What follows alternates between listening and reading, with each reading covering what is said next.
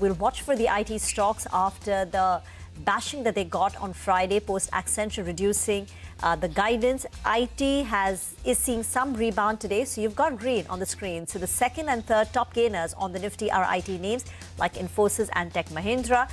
The advance decline ratio is skewed in favor of the advancing side. On the way down, ONGC clearly is under pressure, and that's on account of the decline in crude prices. But what the market right now is reacting to is some progress being made by US and Iran in the talks in Switzerland. They've also announced the establishment of a high-level committee that will, provide some sort of an oversight on the mediation as well, and the fact that crude prices are below $80 per barrel. Well, that's right, Rima. From the broader markets, though, there are plenty of stocks that are doing a thing of their own. Kirloskar Oil, that stock has burst up in today's trading session. I have a note coming in actually from GIFT Financial, and they have upgraded the stock to buy from add, and the target price had increased to around 2,430 rupees odd. The reason they say is that they believe that the valuation gap with Cummins should actually narrow. So that's why that stock is up, and volumes are rather high. Another one that's moving pretty well this morning is, I think, Igarashi Motor. That stock as well is up closer to 9%. On the flip side, a couple of stocks actually that are reacting negatively. Awas Finances, pull up that stock. There was a resignation coming in there from the CFO and the CRO, I think so. And there is a Money Control article that suggests some queries being raised on the company. So that's why that stock, in fact, is lower. Vikram Solar, the quantum actually of, the proceedings that they're fighting out in the NCLT from one of their, vendors, it's small, but actually the stock has opened up 2.5%. Remember, in Friday's trading session, I think it corrected 5% from the top. We'll have to wait to see proceedings from here on, whether or not there is relief or the quantum is small. But that stock has opened up on the back foot as well. What else? New India Assurance stock continues to rocket up. For this month, it's up close to around 35%, so big move up there. Vedanta Iron and Steel, that one's moving from circuit to circuit, so that's up close to around 5%. Vedanta Oil and Gas, well, that one's up close to around 5% as well. The street is dipping into these stocks. And Vedanta, that's up close to around 2.5%. The stock to track from the Vedanta group in the final hour of trade is going to be Vedanta Aluminium, because they will be selling to the tune of close to around $140 million approximately.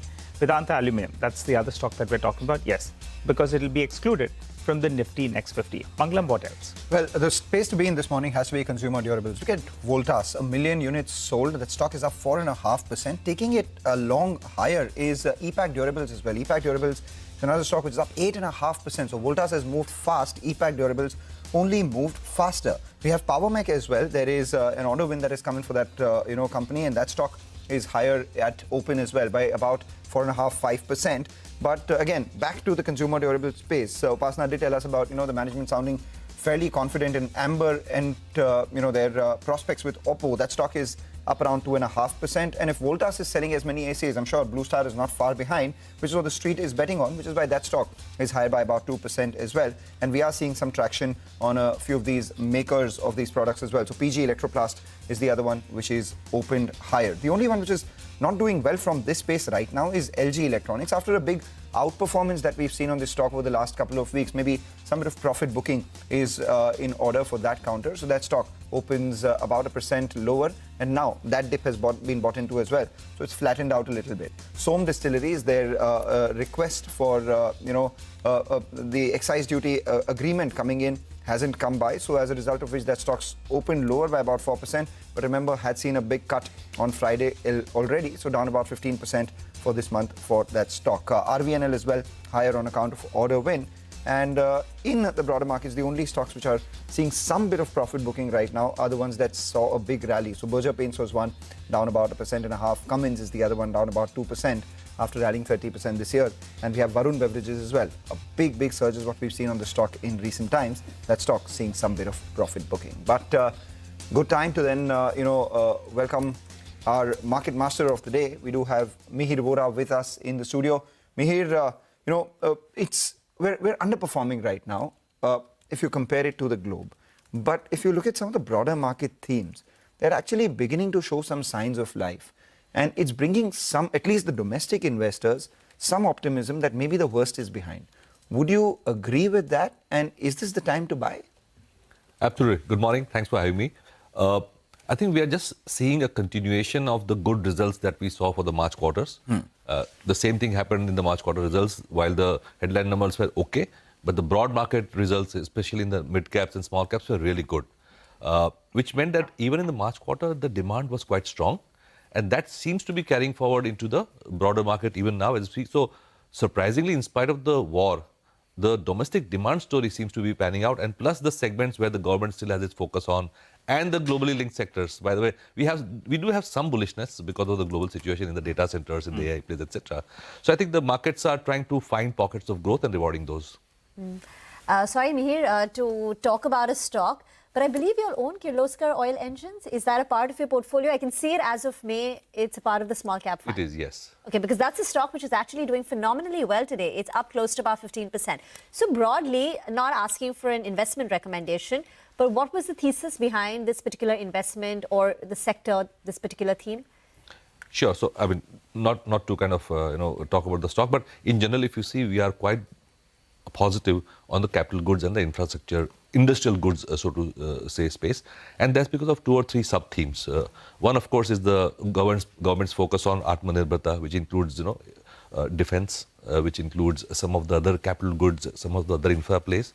Then you have the data center and AI plays, where you require a lot of power backup generators, And Kirloskar falls in the AI data center as a backup diesel generator. And then of course you have the other plays in like the people producing the physical infrastructure, the transmission and distribution segments. So broadly, there is a lot of themes, both global and local, that we can play in the industrials space, and that's what we are playing for. Hi, Mihir. Good to have you in the studio. Mihir, we've got a couple of IPOs that are lined up, and rather large ones. And the street has our version of SpaceX. Oh, the street would love that. I'll tell you what. But some part of the street says there's going to be a big supply that's coming in. 25,000 crores, another one, 30,000 crores. Between them, it'll be close to around 55 to 60,000 crores. I'm talking about NSE and the Jio IPO. Some would say that now there's further supply that's coming in there. What is your view? Maybe the FIs don't like what they see right now, and they may be preferring something that's fresh on offer. So maybe they'll be more interested in those two. How would you see this play out? No, we always keep debating this supply, demand. The point is supply will come only when there's demand, right? Whether it's from local or foreign. In fact, at the worst of the COVID crisis, you saw some big FI names and multinational names come into the country, not in the listed stocks, but in some of the stake sales, etc. that happened. So wherever there is value, FIs and domestic institutions are there, and domestic retail is also there. So I really ignore supply-demand equation when I really take a view on the market, because supply only comes when there's demand. Yeah. And you can always pace it up. The last 6 months, there's nothing. Yeah. Now that the markets have recovered a bit, we are hopefully towards the end of the Iran war. Things are bubbling up again. So that's part of the market. But what would your view be? Say on listed companies, we let you go. Now these unlisted ones, you can give us a view. Tell us what's your view on the Jio IPO? What's your view on NSE? There's going to be a lot of interest. So yes. I ask you, at this point of time, there is a peer that is already listed as well, for both these two. That's a good thing, actually, because we have reference points. Yeah. So as long as the IPOs are priced reasonably, we are interested, frankly speaking, and it's all about the valuation equation. So we don't really treat IPOs separately as far as approaching the stock evaluation is concerned. We would want the IPO stocks to be at least 10 to 20% cheaper than their fair value, because you need that listing upside. You have to leave something on the table. So as long as the companies are willing to do that, we are there. The worry is that the ones where no one is subscribing, the valuations are very high, and ones where the valuations are fairly good, you're not getting enough supply from the IPO, because obviously, there are so many takers for that. There's massive oversubscription and all of that. But do you think whoever wants as much will get in these because the size is so big? Again, if the valuations are so attractive, then you might see a lot of institutional buying, cornering the supply. That can also happen. So I think it's all a function of the pricing ultimately. You joined us and you said that the renewables theme is something that you like as well. Do you continue to back it? 100%, absolutely. Because not only in India, but globally, renewables, especially solar, is one source which can be ramped up fast. It takes many years to set up a nuclear plant. It takes many years to set up a hydro plant. Even for the coal-based, thermal, gas-based plants, the ordering cycle, etc., is very long. The thing about renewables, especially solar, is that the ramp up can be very fast, and you have enough supply of panels, etc., in the global ecosystem. So what part of the value chain offers most attractive opportunities right now? So the way we are playing it is essentially through T&D. That is one, because renewables require disproportionate amount of T&D compared to conventional, because they are fluctuating. So you need the grid to be much more strengthened, so to say. So T&D is one area. The second area is some of the providers of solar. So we have a name which is basically providing, commercial the renewable supply to commercial entities, not to the state government bidding, etc. Yeah. So we feel that wherever there's pricing power and you are not competing on an annual basis, that's where you should be on the IPP side. With the usual disclosures, what would the name be, just for one to understand what is it that the company does? I mean, there are only 2 or 3 names, right, in the private sector, and only one listed one does, commercial, so to say. Got it. And they're basically, tying up with most of the multinationals, etc., who want to set up data centers in India. So that's that's one of the names which is again indirectly linked to data centers. Okay, all right. Mir, the debatable one. Tech. What do you do out there? There's not going to be growth, but we know that. There's going to be a couple of shocks that come about from the globe. You're pretty much expecting that as well. After this sort of an underperformance, do you think these are well-run companies and you want to allocate money because now they're evolving, they're buying some strategic stakes in AI companies like what we saw with HCL Tech? Or do you say you're not interested at all? Why to go for this when there are plenty of other sectors? How are you all positioned on tech? So we are growth investors. So then you are not interested? No. I tell you why. There's a framework that we use: leadership, intangibles, and megatrends. Right. So intangibles, software, IPR, intellectual property, etc., patents, etc. That's one.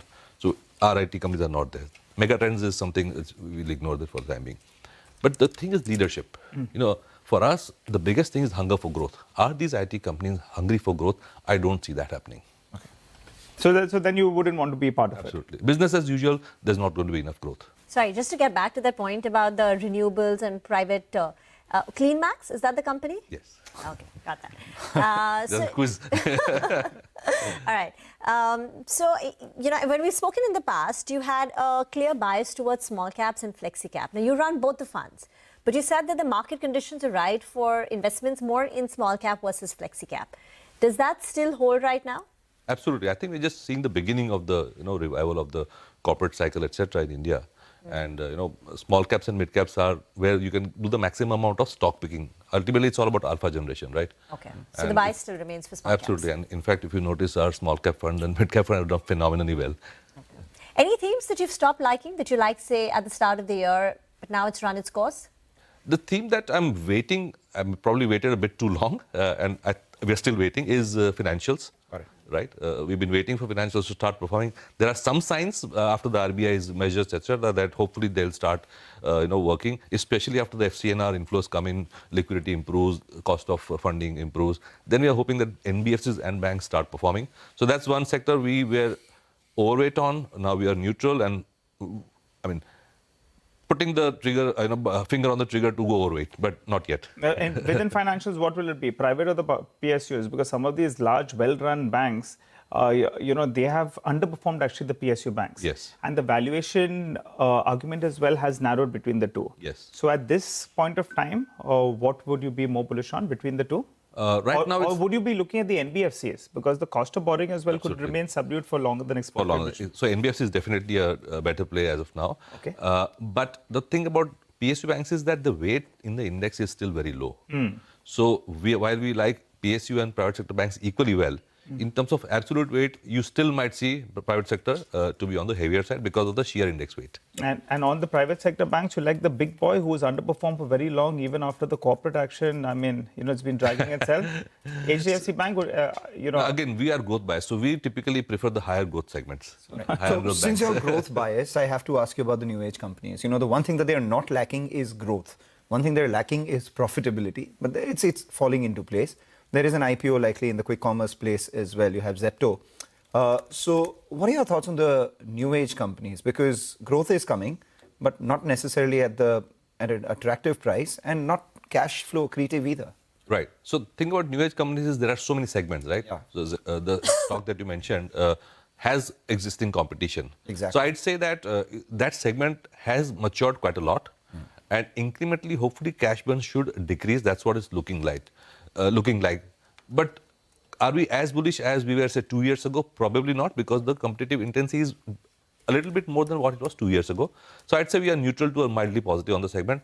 But there are so many other companies where we are really positive. So as a segment, new age, we are actually quite positive Like and what? overweight. There are new age So financials. you have the travel linked companies. You have kind of auction companies, online companies. Then you have the insurance selling companies. So those kind of themes we like. You have the ones with Sorry. wear spectacles as well. yeah, absolutely. And online teaching. Yeah. Physics wala, lens So, cart. exactly. So many segments there. We are quite over it on that I'm just segment. curious, you said auction company. Auction company in New Age? I'd say what you can call it? LSTC. No, online listings, for second-hand stuff and all. Got it. Wow. Chatting with Mihir is like solving a riddle, Every question is a riddle for us to solve. Regulation compliance. All right, take that point. Thank you so much. Always a pleasure speaking with you, Mihir. And we always learn a lot more about the companies that we should be reading about, and the quiz that next time I think what we'll do is we'll put all your points and put it out as a quiz for viewers to write to us, and then Kaun Banega Crorepati with me is what we'll do. Thank you so much. Always a pleasure. Always a pleasure. Thanks. All right, maybe you want to stay on for listening to this conversation right now. Let's focus on LG Electronics. That stock's been doing fairly well over the last few trading sessions. Brokerages are positive on the stock as well. CLSA, for one, believes that it will be a key beneficiary of India's durable consumption upcycle. We've heard from Voltas they've crossed that million unit mark in sales as well. To discuss this and more, we do have with us Sanjay Chitkara, who's the Director, Co-Chief Sales and Sales Marketing Officer. Along with him, Atul Khanna as well, Chief Accounting Officer. Thanks a lot, gentlemen, for joining in. We've had multiple conversations during the IPO, post results. There's a bit of a lull as well in demand, but now things look like they're looking good on the top line. So, if you could give us a sense on two things. One, this extended summer, and as a result of which your sales growth that you've seen in the AC segment. And the second part, as we move along, the cost of raw materials have increased. So even though we'll see volume growth and perhaps revenue growth because of price increases, would that translate into profitability? So I would like to start here. You rightly mentioned this year summer season is helping very well. Last year we saw a cool summer. And India has a very tropical temperature, long summers, and rising pollution. So AC has become a necessary household these days. And the penetration of air conditioner is just 11%. We are doing fairly well in air conditioners. In first quarter of calendar year, we crossed 1 million air conditioner sales. If we see the economy, geopolitical tensions have resolved. Raw material prices, crude oil prices, dollars are moving towards, there is a downward trend. Consumer confidence is back, the best part is, and sentiments are positive. These all things are helping us to grow our business. Regarding talking about profits, to meet the profits, we have done 2 rounds of price increases. The first price increase was mainly of the structural type, where to meet the star rating compliance requirement, we increased the price. And second price increase was due to this external volatilities. And based on our competitiveness, brand strength, and value for the customers, we are taking that decision.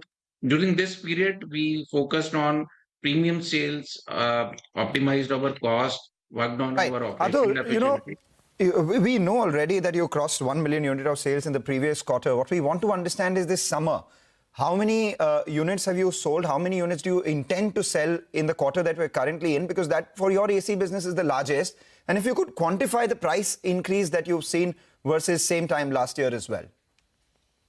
Just what Sanjay ji explained about our business for air conditioners, it is going very well as the summer demand is picking well, and the consumer has accepted the new B-rated regulated price hikes also. and they understand particularly the compliance of B rating and more energy efficient product being available to them. Whereas effective April also we have taken a price hike in a room air conditioner as well as other product segments. It was being done structurally to absorb the, I will say, the impact of, so you can say, pass on the impact of FX demand as well as some commodity price hikes. So, and the business is going very well. We cannot call it as a number, but we have shown a very positive trend during this quarter end numbers. Okay, all right. Hi, Atul as well as Sanjay. Thanks a lot for speaking to us here on CNBC TV 18. Always a pleasure to host you all. Well, a quick question with regard to the point you're making on price increases. How much of the cost increase has been passed on? Most of it, 85% or 100% of it? Could you give us so we get some clarity with regard to margins? See, we always think about our consumer, and our all pricing increase decision are based on our brand value, our price competitiveness, and affordability of our product, and a profit consideration as well. We took around 10 to 12% price increase for air conditioners. Okay. Roughly, if you see this year, the guideline was to improve 11% of efficiency. So to meet that guidelines, there was increase of raw material, which we inputted in that, and there was some external volatility also. Our products are still very competitive, doing very well in the market. We still hold number one market share in air conditioner, value market shares. So things are very positive. Regarding our numbers, we are mainly a calendar year first quarter company, where we do almost 60% of our sell-in. And balance part, we do 40% of the entire rest of the 3 quarters. So things are moving as per our plan. And once we'll close this quarter, we will definitely give you the our numbers, what we achieved. But our current growth and profit is moving, is aligned with our governance, which we... No, so since you spoke that the first quarter you do about 60% of the sales, the remainder 9 months you do about 40%. I'm just back calculating. First quarter you've given us that number of 1 million. If you do about 40% more already, 1.7, 1.8 million is what you should end this year with, or because of the extended summer you can also touch the 2 million mark, Sanjay? So we will definitely touch 2 million mark. The reason is, if you remember last year, there was a cool summer. So we started this year, January, with a high channel inventory. So the sell-in shifted towards the first quarter of financial year, from quarter 4 to quarter 1. So that our traditional 60-40 ratio has a little bit shifted towards the other part of the year. And definitely we, being a sales leader, we will definitely like to touch or cross 2 million mark. Okay. So you will be around... Said here, adding to what Sanjay ji said here, that we are not a air conditioner company. We are having a very well diversified product portfolio. As Sanjay ji explained, that 60% of the AC sales we have done in numbers in quarter 1 of calendar year, whereas the other segment of refrigerator, TV and washing machine, we have a good pie of business where AC contributes almost 20 to 23% in our business contribution. So this quarter, running quarter, we are also expanding TV segment as well as washing machine very well, which is also followed by our refrigerator business as well. Just some more questions on the AC, and then we'll get to the other segments as well. So, Sanjay, would you be significantly above 2 million or hovering around 2 million for the full year? And could you give an indication of how much would come in, say, Q1, Q2? And what about the inventory levels? For LG, where does it stand at as we speak? See, Atul has rightly mentioned, we are not only a AC company. So we'll come to that on the other businesses. So, the specific numbers I will not able to, or I should not talk about at this time. When the time comes, we'll give you appropriate time, we'll give you the specific numbers. Regarding inventories, the partners have reduced their inventories because the H2, the calendar year H2 is full of festivals. So they are very well prepared and aligned to take benefit of second half festivals. The inventories are very much rationalized now. Actually, this year, last year, September, if you remember, GST cut was announced. which is helping really very well to our industry, because despite of price increases, the impact on consumers was very little, because 10% GST cut was there. Okay, all right, gentlemen. Since you all have mentioned numerous times during the conversation as well, you all are a diversified company. So, across product lines, could you help us out with your market share? And in which segment have you all gained market share? Have you all slipped a little bit in any segment? And where is that market share headed? Because, we have in the RAC business, you have Voltas that is saying they have done very, very well in Q1. And it could be an industry-based phenomena as well, because it's so hot and demand has moved up. So give us some color with regard to market share. Please go ahead. So, till now, the global market share research company has declared till April market share, and currently we hold highest market share in across all categories, including air conditioners in value terms. We are a market leader for TV, washing machine, microwave oven, and air conditioner as well. Our market share in side by side have crossed 40% now, and our market share in OLED TV have crossed 60% now, 60% plus. The 55-inch of TV segment is doing extremely well. In Q4, it contributed 47% of our business. It's now touching almost 50% of our business. So our premium market shares are continuously improving, and this is our core focus area. Okay. All right. I'm going to ask a very simple question, sir. I think we should put the guidance plate for our viewers up on the screen with regard to what you had given us for this year. That's FY27. And you all had mentioned that you all are looking at mid-teen sales growth with early double-digit margin. The start of the year has been very, very good going by what you're saying. So either of you gentlemen, is there a possibility that you can outbeat this guidance? Would you like to revise it a little bit more from here, for the remainder of this year? You can break it to us first here on CNBC TV 18. Please go ahead. So every organization, I'll say that the dream and vision is to beat their performance of past years as well as the guidance which they are given. But and you look like you're going to be doing that this year? We are following this guidance note, mid-teen sales growth in FY27 and early double-digit EBITDA margin is a more rational guidance from us as of now. Okay. Such a good start, sir. Don't you think you can outbeat that? Q1 has been phenomenal. So do you think that there's a possibility that you could outbeat that guidance? If the demand goes well with respect to the current which is going as now, definitely we would outbid this performance of guidance which we are given. But we need to consider it is too early. It's 2 months only have passed so far, 2.5 months. So there are other factors also going in maybe upcoming time. But yes, if this type of demand grows up, definitely we'll gain the market share as well as we'll beat our estimates as well. Wonderful. Just a final word, Sanjay. When we spoke during the IPO, we had posed a question: 30,000 crores in revenue, 3,000 crores by profit by FY27. Obviously, because of external factors in the overall industry, it looks like it won't happen in FY27. But do you think this happens in FY28? Definitely. See, I am a sales leader. Definitely will try to surpass this. And if you see, our Q4 was very well. We did 8.1% growth. We registered 11.7% EBITDA also. It shows our brand strength, our strong fundamental and consumer trust. If external factors also helped us this year, only 2 months have passed, Atul has rightly mentioned, we will definitely touch or try to cross this.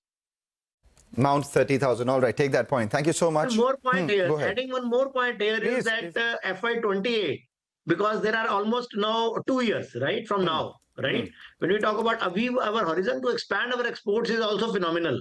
So we would be expanding our exports we are adding on more countries as well as we would be adding more revenues in exports, which will drive our margins as better. Beautiful. Give us that number. Where will exports be in FY28? Last year, what was it? And going ahead, FY28, what is the target? So current contribution is almost 6%. We are operating in.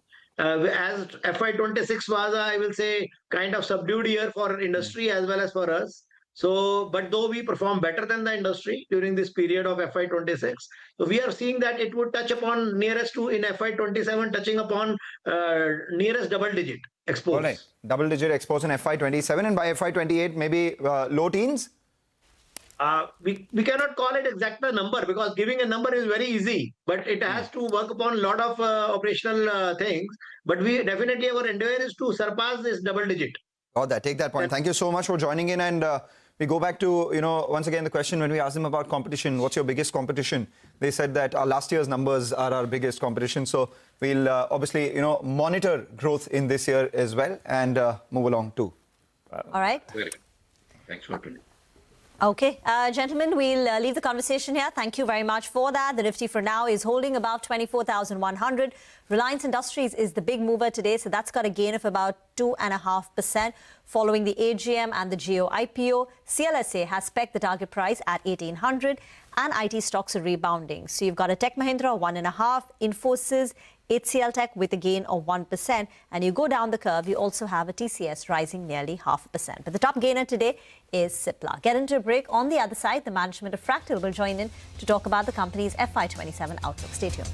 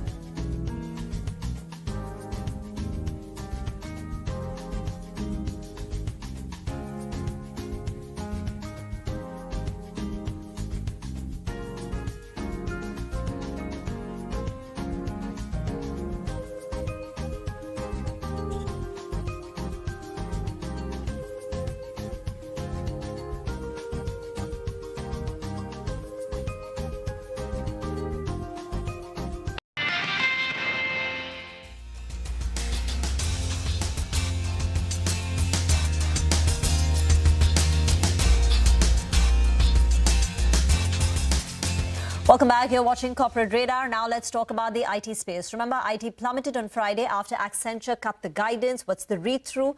We have with us Srikanth Velamakani, co-founder, Group CEO at Fractal Analytics, joining in.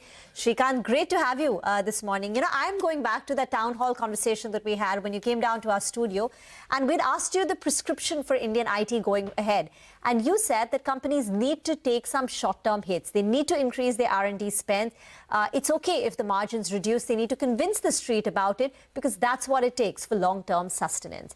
I'm just tying in with what Vishal Sikka, the former Infosys CEO, recently said on Voices of the Valley to CNBC TV 18. He's actually arguing for IT and SaaS companies to consider going private because then they can take those bold, radical calls for innovation.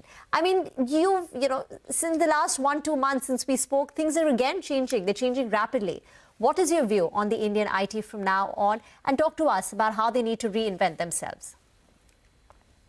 The first thing to realize is that the demand for software, for tech, is only increasing. Companies are becoming more and more tech-centric, tech-intensive. Therefore, overall, the world, people will spend more on tech than they have spent traditionally. So which means that the opportunity space is large. The only question is, how will the tech services industry capture it? And they can capture it if they can move from input-based models to output-based models, bring in more productized revenue, and increase the overall R&D investments into what they're building. I think they will be ready to capture that much expanded market in the next couple of years. I foresee that the best days of the tech industry are well ahead of us. It's just a short-term blip that companies have to find ways to encounter and grow from. You know, tech spends undoubtedly are going up, but it's getting redirected towards the infrastructure side. The services spend seem to be compressing. How long do you think that will last? And do you think the only way for the Indian IT companies to survive is, to thrive, not survive, is to go beyond services? Or do you think the services spend itself will expand after this initial period of compression? What you're saying is that overall, the world economy is growing by 2.5% a year, whereas the tech spends are growing by about 13% a year. So there's a major gap between the growth rate of the world versus the growth rate of tech. That's an expanded opportunity. A lot of that, like you rightly said, is going towards infrastructure, is going towards tokens, and so on. But what you will see eventually is that every company in the world will need to transform itself through technology, through AI. And therefore, even the services opportunity will expand dramatically in the coming years. The way it will work is that, let's say you need 100 units of work to finish a task. Earlier, it was 100 units of people time. Now it's probably only going to be 20 or 10 units of people time. But then the total amount of work dramatically expands through what is called a Jevons paradox. So therefore, the services spend will also expand, but it will not be if you are trying to be undifferentiated, you'll be struggling. You have to be very differentiated. You have to bring in AI, and you will certainly build products and so on as well as a way to overall expand your revenues and expand your margins over the next few years.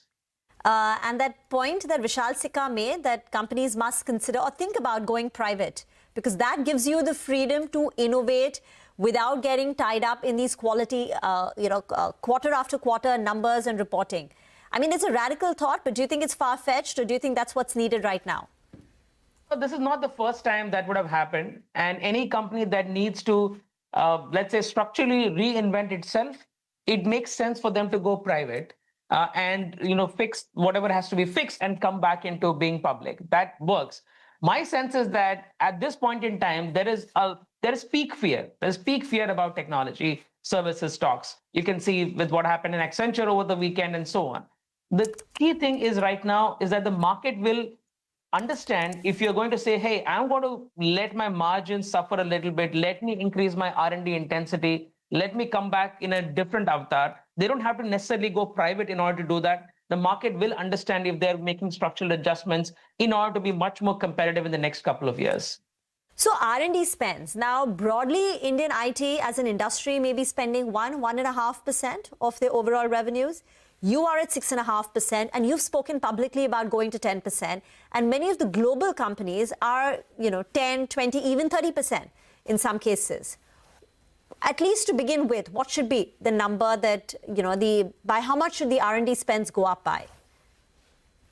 So firstly, let's look at product companies. They spend roughly 14% of revenue on R&D. Services companies are currently spending about 1% or less than 1% of revenue on R&D. Fractal sits in the middle at about 7% of revenues on R&D. I would expect that most of the services companies should go at least to 3% of revenue as R&D. That would give them a really good opportunity to build things that the world needs. AI is really changing the way world works, and it is giving an opportunity to reimagine every business process with AI. So what it does is that if you build those products, you can certainly be a part of that transformation, drive your licensing revenue, and move from input to output-based models. Right now, a lot of the industry is in a commoditized selling people's kind of stage. That is the part that gets compressed very badly, and therefore companies have to move away from selling people into time kind of a model into more output-based, outcome-based, license-driven models. Should they also, so that's of course one part of the pivot, moving from labor arbitrage, input-based to outcome-based. But should they also consider building products? Yes, why not? I think the entry barriers to building products has come down. You can use AI to write code, and you can write 10,000 lines of code. You can write really deep products. The world is full of opportunities, and anyone who has a focus area can go really deep and build a very high quality product today And if startups can do it, so can big companies. What big companies have to do is to increase that R&D intensity, and second, increase the density of talent. By that, I mean increase the quality of talent rather than just quantity of talent. So just getting back to the point about Accenture, they lowered the upper end of the guidance. Now, I think NASSCOM's guidance for growth for this year is 6.1%, similar to last year. Is that the number we're working with? And is there a risk to that? I don't have the exact number with me right now. My sense is that the numbers will be low single digit for this year, but will start to expand about 18 months from now. My guess is that some of the structural challenges, and also caused by macroeconomic headwinds and the wars in the Middle East and so on, these will all continue to play for some time. But between 12 to 18 months from now, you will see that the compression would have played itself out to some extent. Companies would have emerged with newer capabilities. And given the macroeconomic improvements, companies will start to see growth. Therefore, I think it is about the sort of having patience for about 12 to 18 months from here. Okay. So FY29 is when perhaps things start getting better. But for this year, we should prepare ourselves for a low single-digit kind of a revenue growth. How was Q1 shaped up for you, Srikanth, for Fractal Analytics? I mean, when we last spoke, I think it was April, on the numbers, on the quarterly numbers, you'd said FY27 should be better than FY26. Overall, our expectations from FY27 is that it should be better than FY26 for sure. And we are obviously in now beginning to enter the quiet period, so I'm not going to talk about our Q1 numbers. But overall, we continue to stay bullish about how Fractal is shaping up and how we are building products, how we are building Cogentic as our flagship product, how we are seeing the progress of Vedanta and our medical foundation model, and overall bullish about where the company is going from here. Okay. And just one final word on Fractal Alpha. That is that big optionality that investors in Fractal Analytics have. I think currently it's about 90 crore in revenue. Losses are coming down. It was 14 crore. What could those numbers look like 3 years, 5 years? And are there any new big AI-related bets that you're making, whether it's related to sovereign AI or sovereign LLM frameworks?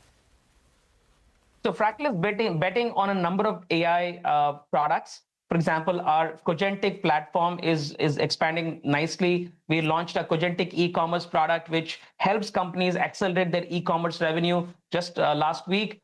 We are increasing our investments into Vedanta, which is our medical foundation model. You'll see some interesting stuff happening there in the next few months. We are also increasing our Asper investments. So Asper is our revenue growth management platform. It's part of our Alpha portfolio. It's expanding very rapidly. Overall, what you're seeing is that the product investments and product revenues are expanding quite well relative to the overall business. Srikanth, great conversation. Thank you very much for joining in. Look forward to chatting with you when the numbers come out. So many estimates are that Fractal will continue to grow at 17, 18, 19% at a time when the industry itself is struggling to grow in mid to high single digits. So Fractal has been outperforming, just going by what market estimates are, that about an 18% revenue CAGR is what the street has for this year and the next 2 years. Got that, Rima. Well, the markets are holding in the green with a gain of around 120 points, but plenty of stocks in the broader markets are doing well, and that's why the number of stocks advancing, if you compare it to the number of stocks declining, that's in the ratio of around 3:1. And a couple of stocks that are on the radar. JDL Industries, one of those big underperformers. There was an offshore-based fund that bought a stake in the company at around 72 rupees in Friday's trading session. So volumes were massive on Friday. Today as well, that stock has perked up. It's up close to 3%. Massive volumes from that one. And the other one is, Stovecraft. That stock is, well, a big underperformer. Volumes have come back. We had done an interview on Chartbusters a couple of weeks or so ago. And the stock is moving up because they said that demand is good on ground. Remember, this is a stock that was, I think, at around 1,100 rupees, corrected to around 500 rupees. And from there, it's seeing a bit of a recovery. Let's see how Q1 shapes up, as well as the remainder of the year. But the management was rather optimistic when they joined us here on CNBC TV 18. Time to get a quick technical view, though. Nagraj Sethi joins us on the show. Hi, Nagraj. Good morning. Good to see you in. Hope you had a good weekend and a good start to the week. 120 points up on the Nifty. What would the trade be? And fill us in with your fresh trades as well. Hi, good morning, Nigel. Yes, Nifty has bounced back very well from near the support of around 23,900 levels recently. And overall chart pattern is looking positive. I'm expecting Nifty to sail through the immediate hurdle of around 24,200 levels in the quick period of time. The next target would be around 24,500 to 600 levels in the near term. Second, I have two stocks from alongside. First one is Wari Energy. Chartically, it has been showing a consolidation. Recently made an attempt of upside breakout, placed above the 200-day EMA and 10 and 20-day EMA. Overall chart pattern looking positive. Currently showing some consolidation. It's a buying opportunity at the consolidation. Currently trading around 3,108. One can look to buy at this point of time. 3,300 is going to be the immediate target, and one can place a stop loss at 3,000. Second one is from a railway side, IRFC. IRFC, after a big move, has been in a consolidation phase last few sessions. However, it has placed above the crucial hurdle of downtrend line, the chartically looking positive. Currently trading around 100.30. One can buy at this current market. Immediate target would be around 106, and one can place a stop loss at 97. All right, we take that point. Nagaraj, just before we let you go, you have a view on the auto space. It's making a bit of a comeback right now. Bajaj Auto, for one, has moved to the high point of trade. We're also seeing some traction in Eicher Motors, which has suddenly spiked up. The auto index as a whole has moved to the high point. Do you have a view here? Yeah, I have a positive view in auto sector. Auto prime stocks as well as the auto components, mid-cap auto stocks are likely to outperform. If you look at Eicher, what you just discussed, showing consolidation movement in the last few sessions and making an attempt to break above the hurdle, the chart pattern is looking positive. I'm bullish on auto sector as well as auto components, mid-cap space as well. Okay, thank you very much for that. Get into a break. On the other side, Manisha Gupta will join in to talk commodities. Stay tuned.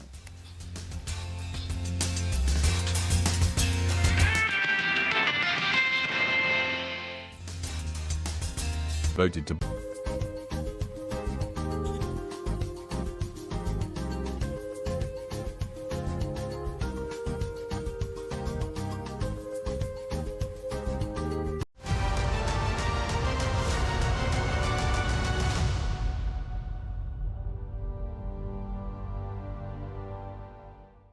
ये हैं कोटक नियो के तेज trader. Nikkei index dips then snaps back. ये trigger गिरावट का है। Custom candlesticks की बेचो और बचो।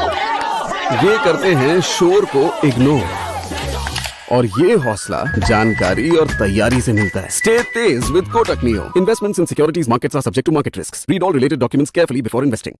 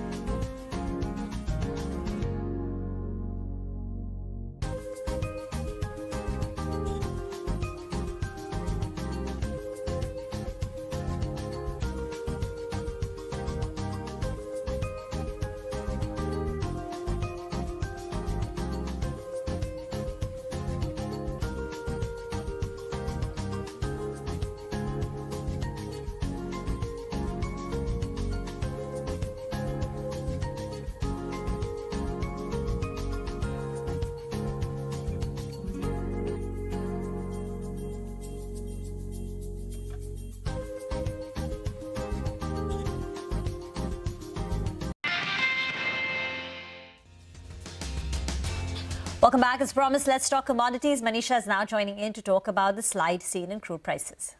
Well, absolutely. If you look at the previous week, the crude oil prices have declined by 8%, and this is following the 6% decline that we saw in the week prior.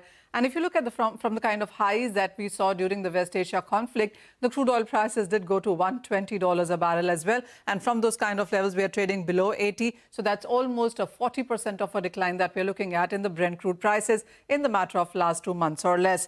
Well, it is about the volatile P stocks that the market seem to be reacting with. In the Asian markets, we did see prices at $81 a barrel. There are concerns or uncertainties about a reopening of Strait of Hormuz. As of now, we have a positive statement both from US and from Iran as well. And there are reports on how some 35 ships have crossed in the last 2 or 3 days via the Strait of Hormuz. There is a joint press note from Iran and US, and while it says that there's a tireless Pakistan and Qatar mediation that has delivered major progress to end the war, it also says that from what we are looking at right now, the oil and petroleum exports have been waived off, the blockade has been lifted, and the major development plan has been launched when it comes to Iran's development. So some positive coming in, and that is ease the kind of premium that we've seen in case of crude oil prices.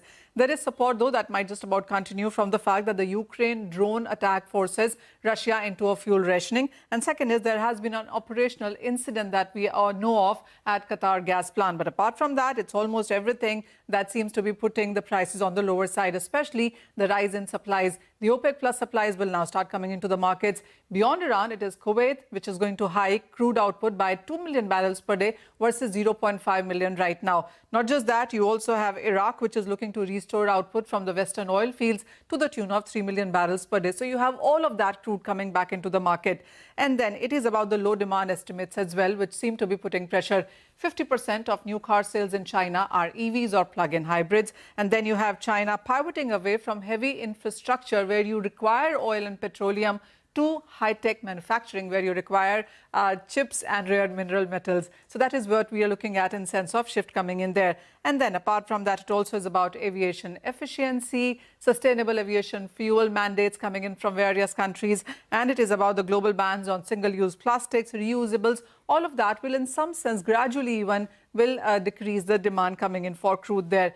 There have been various reports and suggestions on whether or not we're looking at oil demand peaking. Well, there is quite a divergent view on that as well. IEA believes that could happen in 2030. Goldman Sachs puts it to 2034. And you have OPEC suggesting that 2050 is what it will take by the time you're looking at world oil demand peaking. And that is because while the West, the developed countries are not looking at such a strong demand in sense of oil, it really is coming in from the Southeast. Countries like India, Africa, Middle East, Southeast Asia is where the demand for crude just about continues. And that is what will perhaps lead to stronger demand forecast going forward as well.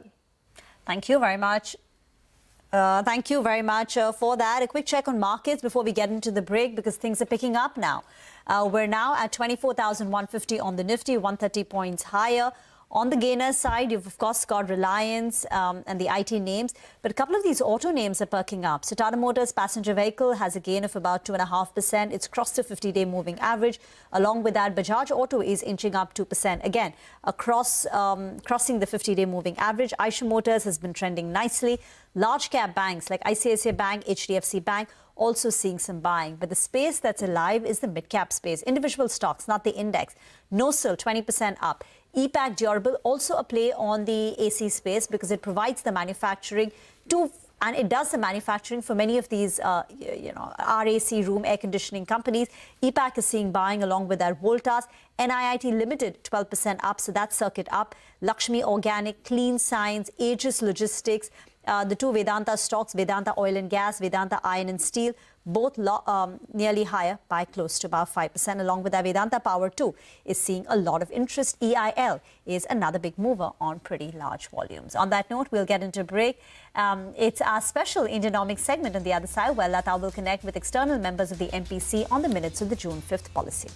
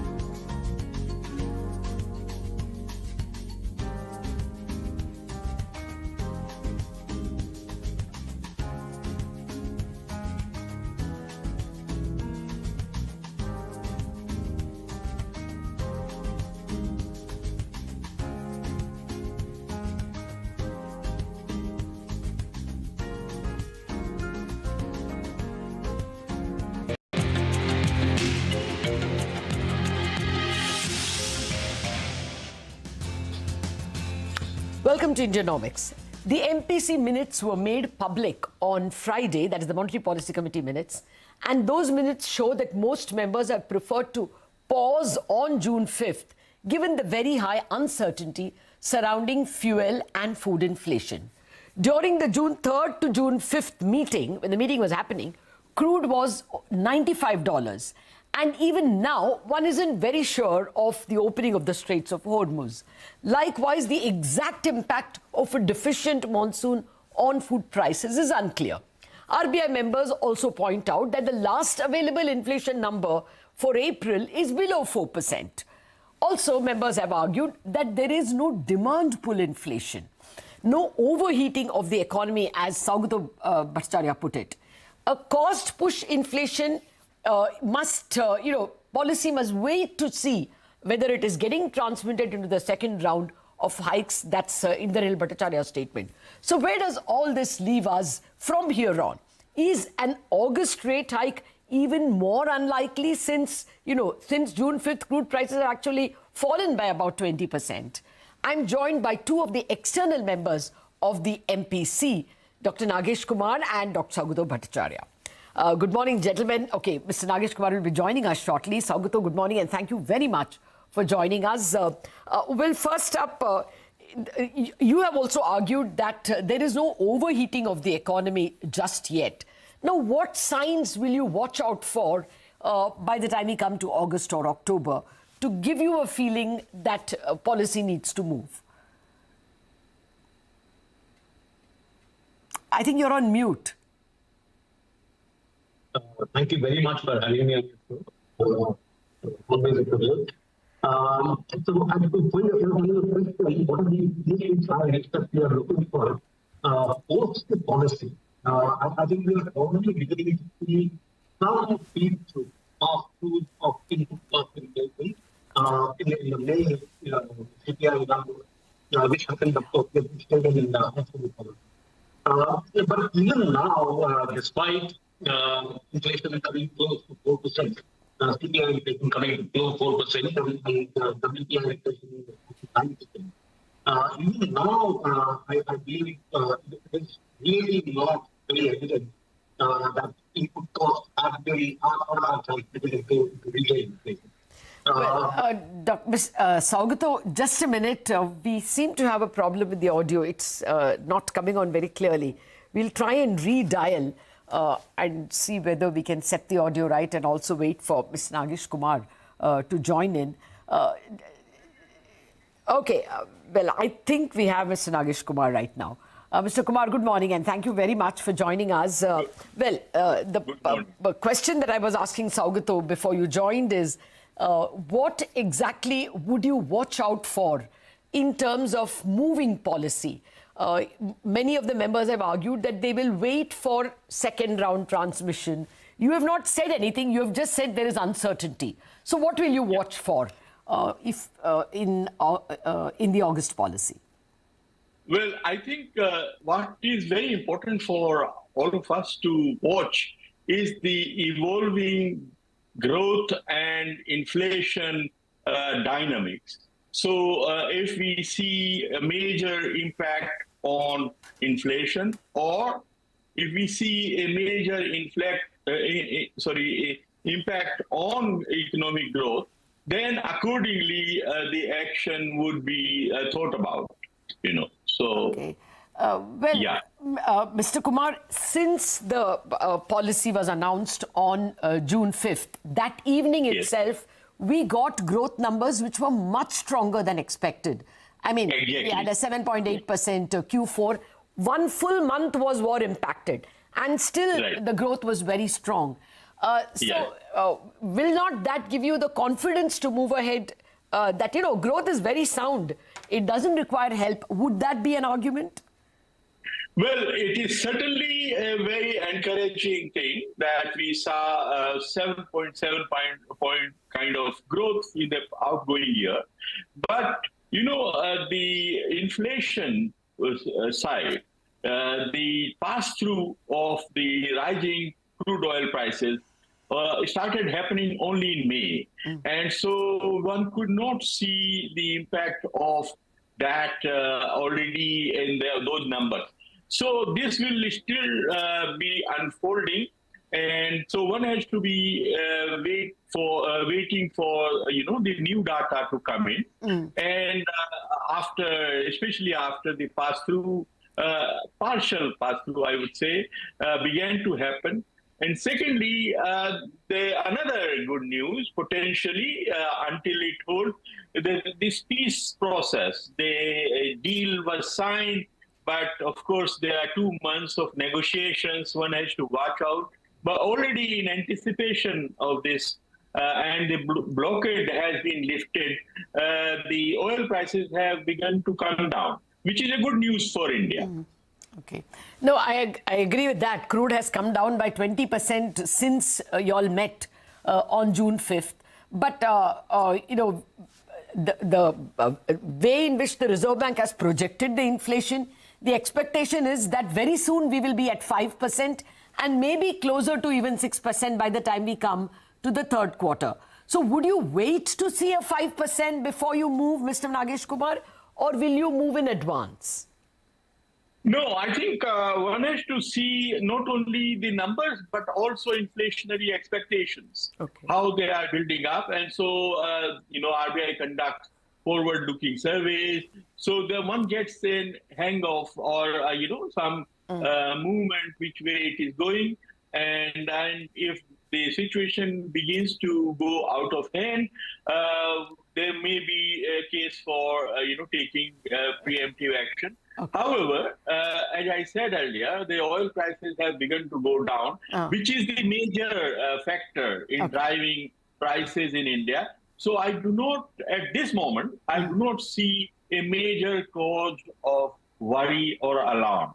Okay. Well, even now, oil companies are making losses. The entire thing has not been transferred to the consumer.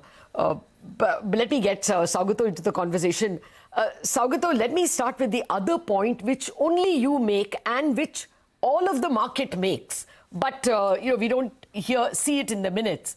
The global neutral rate appears to be rising. Clearly, Kevin Marsh's statement was not dovish, even if you don't argue it is hawkish. And the ECB has already raised rates. The global interest rate trajectory is going higher. Will we be caught behind the curve? No, I'm not really sure whether we'll be caught behind the curve, but I mean, the space for cutting in response to any potential slowdown that happens, that space is narrow. So of course, you have to look at macroeconomic stability issues. You have to look at the external balance, given the fact that we are operating in an open economy, macroeconomic environment. So you have to consider global interest rates. But the primary focus, I think, should remain the domestic the growth inflation balance. And that's still a very evolving story. But I completely agree with you that rising global rates, rate cuts are almost out the window. When global real neutral rates are rising. So that does constrain domestic monetary policy. The same question that I asked Mr. Kumar, what will you watch out for in terms of, overheating or in terms of second round impact? Exactly, can you train our eyes to what you will watch out for? It's very obvious, really. You need to look at what is called underlying inflation. So some say super core inflation. So if you take out the effects of precious metals, etc., oil, gas, food, so all of that. So the moment you begin to see, and actually you are beginning to see that in the main inflation numbers that I was beginning to talk about earlier, some read-through that is slowly coming in. So I think we will need to see another month worth of inflation data. So obviously it's both core goods and core services inflation, which will begin to signal whether inflation is getting embedded in the system. And of course, as Dr. Kumar says, the part of household and enterprise inflation expectations will also be a major factor in looking at how inflation is getting entrenched into the system.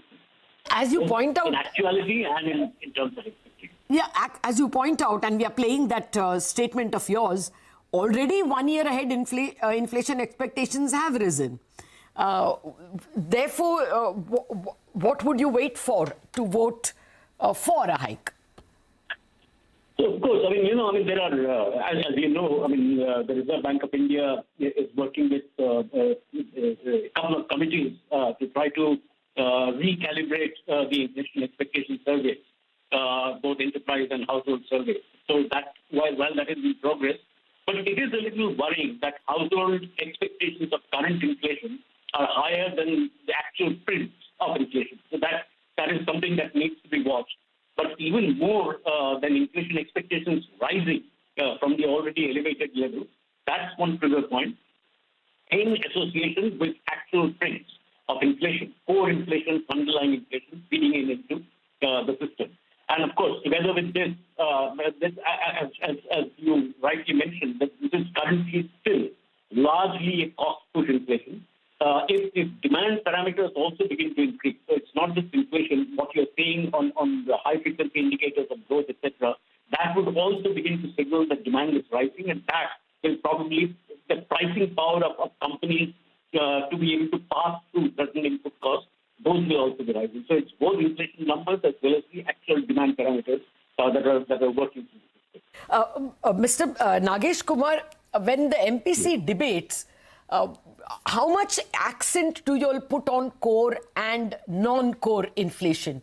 Does core get a higher weightage in your conversations and in your thinking?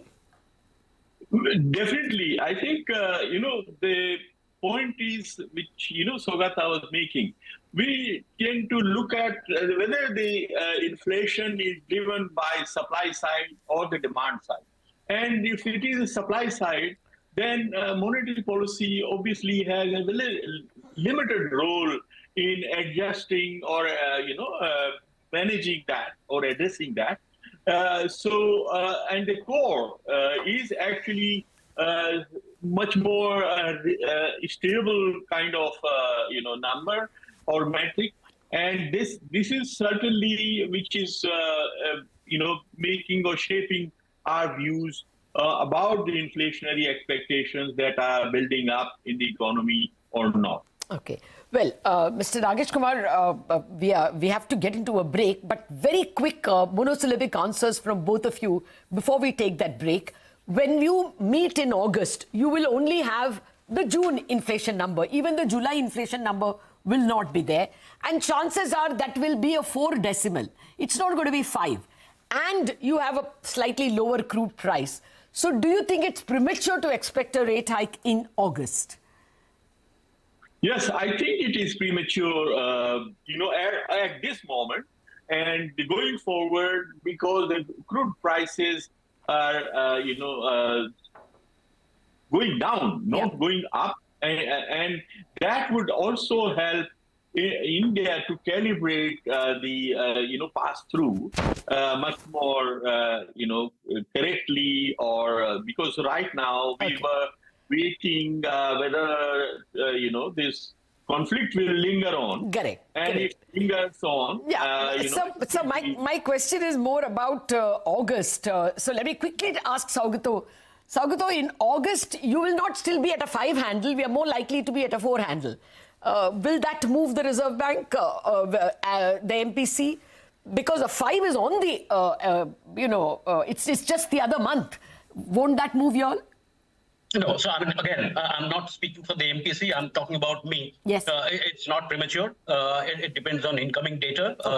Data needs to be monitored. The inflation balance that will have an impact. Oh, that's most useful.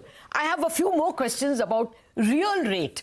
The real rate, even if you get the average of 4.6 inflation, is a very, very limited real rate that the Indian savers are getting. Does that become a question for the MPC when they discuss that and other questions after the break? Bazaar viewers, you can listen to the entire conversation after market hours.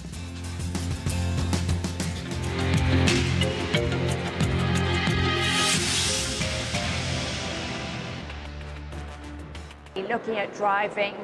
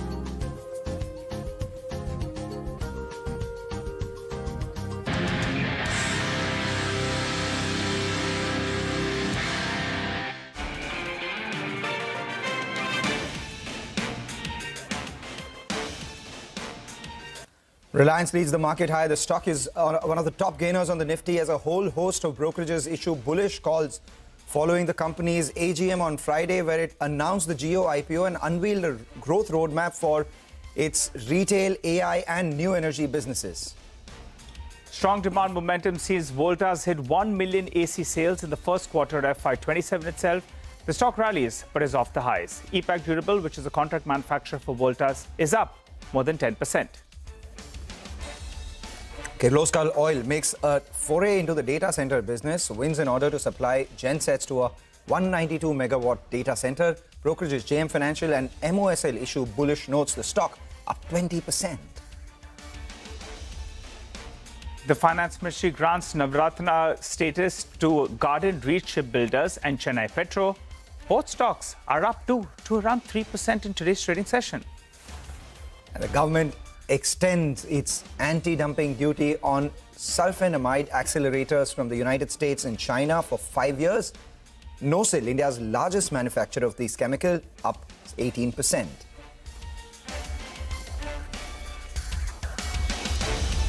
Well, hello and welcome to Chartbusters. We are coming to you live from the CNBC TV 18 Motilal Oswal studio. I'm Nigel, with me is Mangalam, and it's a good start to the week. The bulls will be feeling good.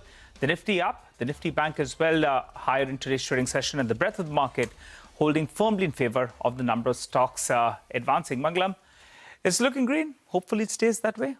Looking green, hopefully stays that way, continues to do well. The portfolio is looking a lot better, the broader markets. And as we speak, through the course of the day so far, newer stocks have been hitting the highs of the session. So, moments ago, we had some of the auto names do well. Look at pharmaceutical. That's coming back now. So, Cipla has moved to the high point of trade.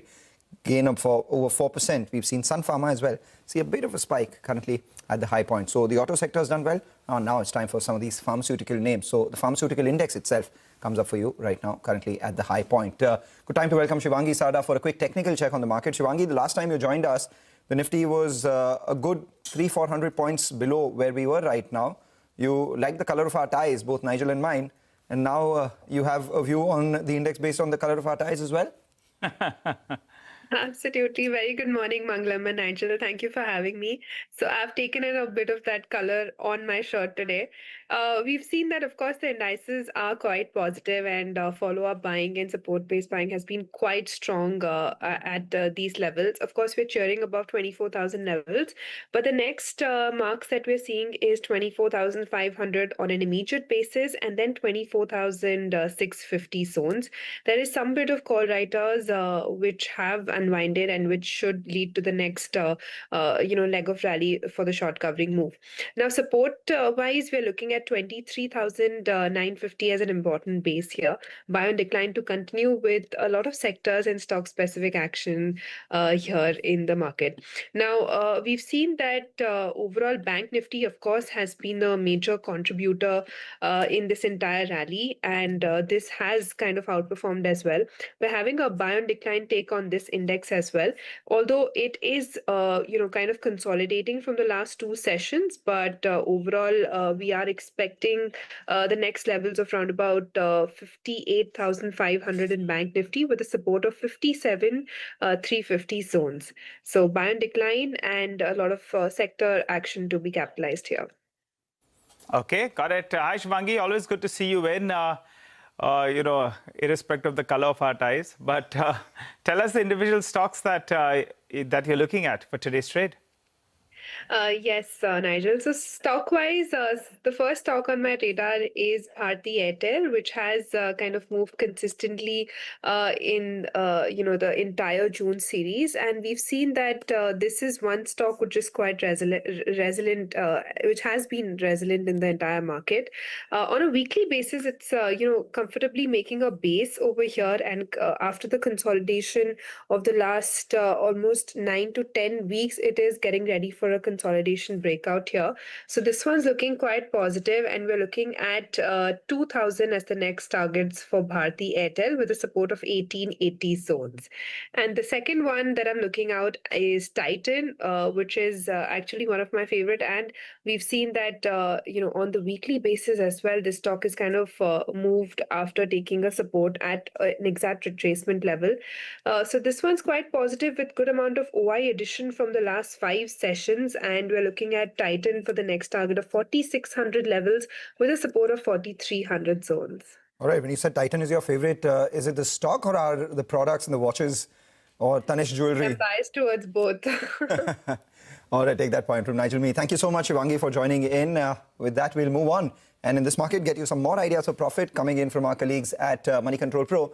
Today, we have Kanchi Shah joining in with the stock.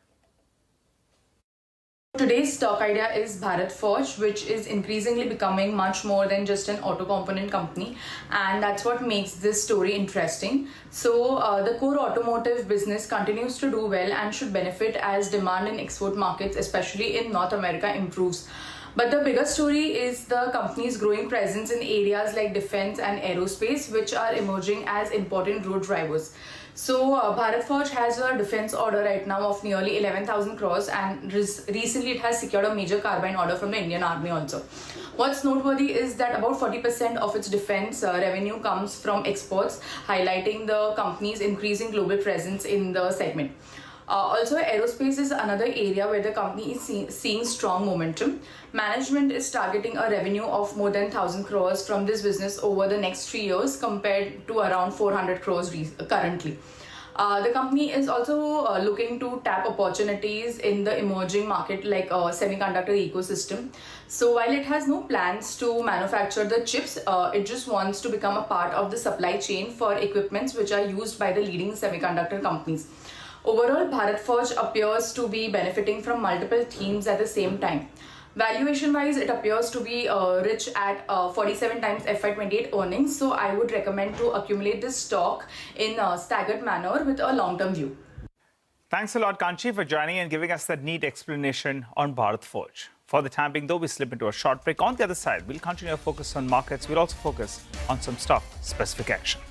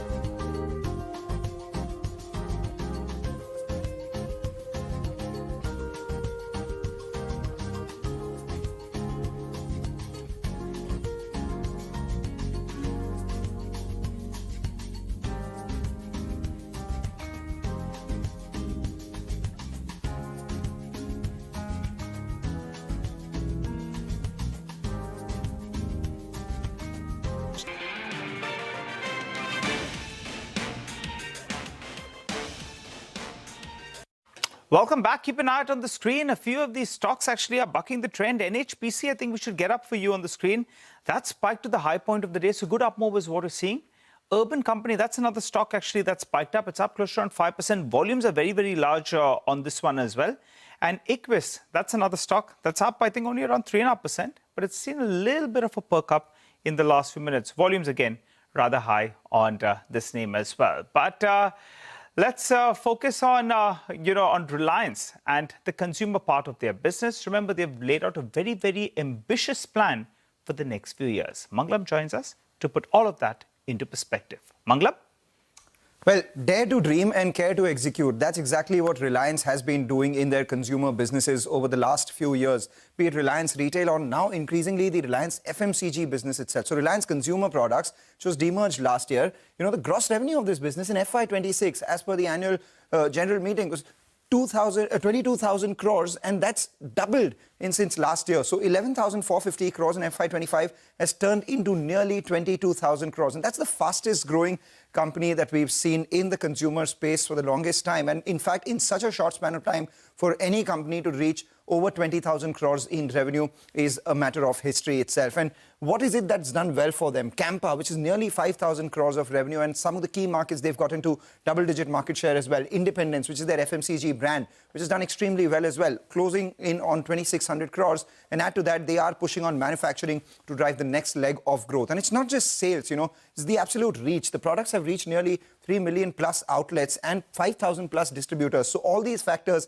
aiding Reliance FMCG business. But the question is, how does it stack up against some of the other players? Well, I was looking at Reliance's numbers. 22,000 crore in FY26 revenue within 3 years of its existence actually pits it closer to Nestle, which is here for over 60 years and now 23,000 crores in revenue. Look at something like a Tata Consumer, Britannia, both of them at around 20,000 crores itself. So Reliance FMCG is actually as much as Nestle and bigger than Tata Consumer and Nestle. If you look at some of the other players as well, there's Marico, there's Dabur, all of them doing 14,000 crores in revenue. Godrej Consumer itself, over a 100-year-old company, doing 15,000 crores of revenue, and Reliance in just 3 years has disrupted all of that. But they're not done yet. We have a very near-term vision and the long-term vision from the company as well. The near-term, they aim to reach 1 lakh crore in revenue by FY30, and long-term ambition is to be one of India's largest FMCG companies. As Mukesh Ambani said, that the consumer business will be their next multi-million-dollar opportunity. So while all conversations in the annual general meeting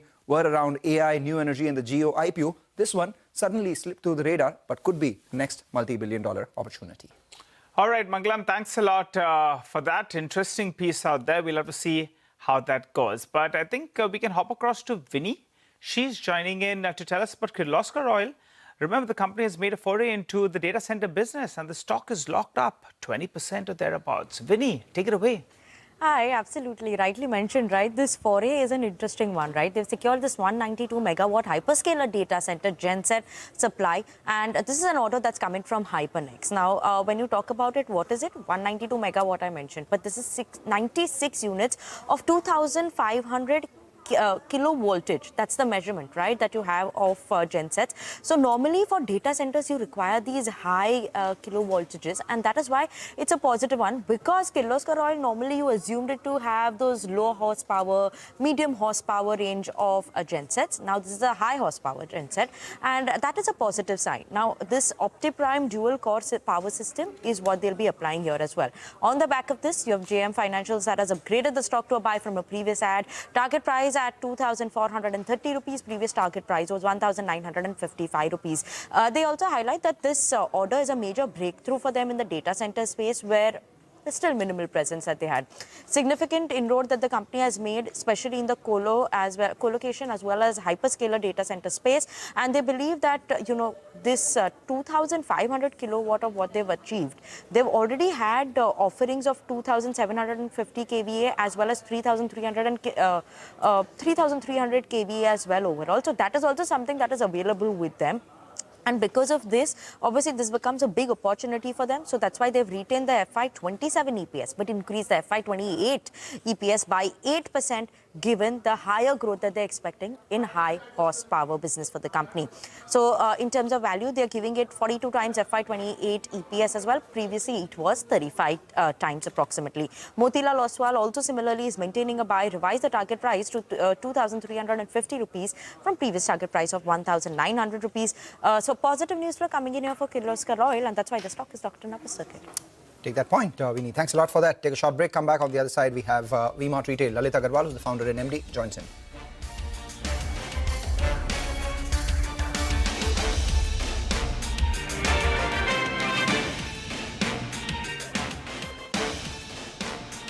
Who has not been...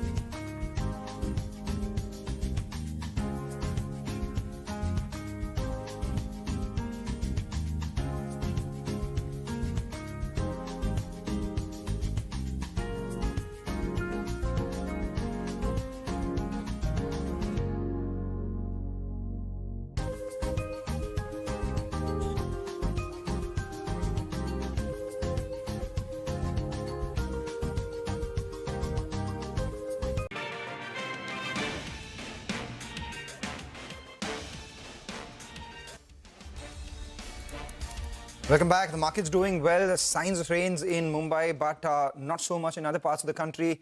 Let's see what the consumer sentiment is like. And to decode that, we do have with us Lalit Agarwal, founder and MD of V-Mart Retail. We'll focus obviously on the consumer sentiment. That's the most important part, Lalit. Thank you so much for joining in. Always a pleasure speaking with you. And if you could talk us through business in the first quarter so far, right? I mean, there was inflation, there was this uncertainty, people trying to reserve their resources and savings, and at the same time, it's not yet rainy, and monsoons haven't kicked in. How has that impacted your consumer sentiment, especially given your presence in tier 2, tier 3, and beyond? Good morning, Mangalam. Definitely, things have not been very, very easy and good for the consumers. It looks a little stressful.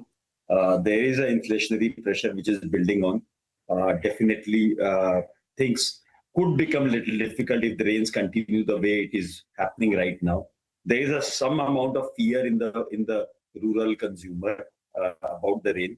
But largely, what we have seen in our markets, the consumption is still on. We are able to see some consumption coming in.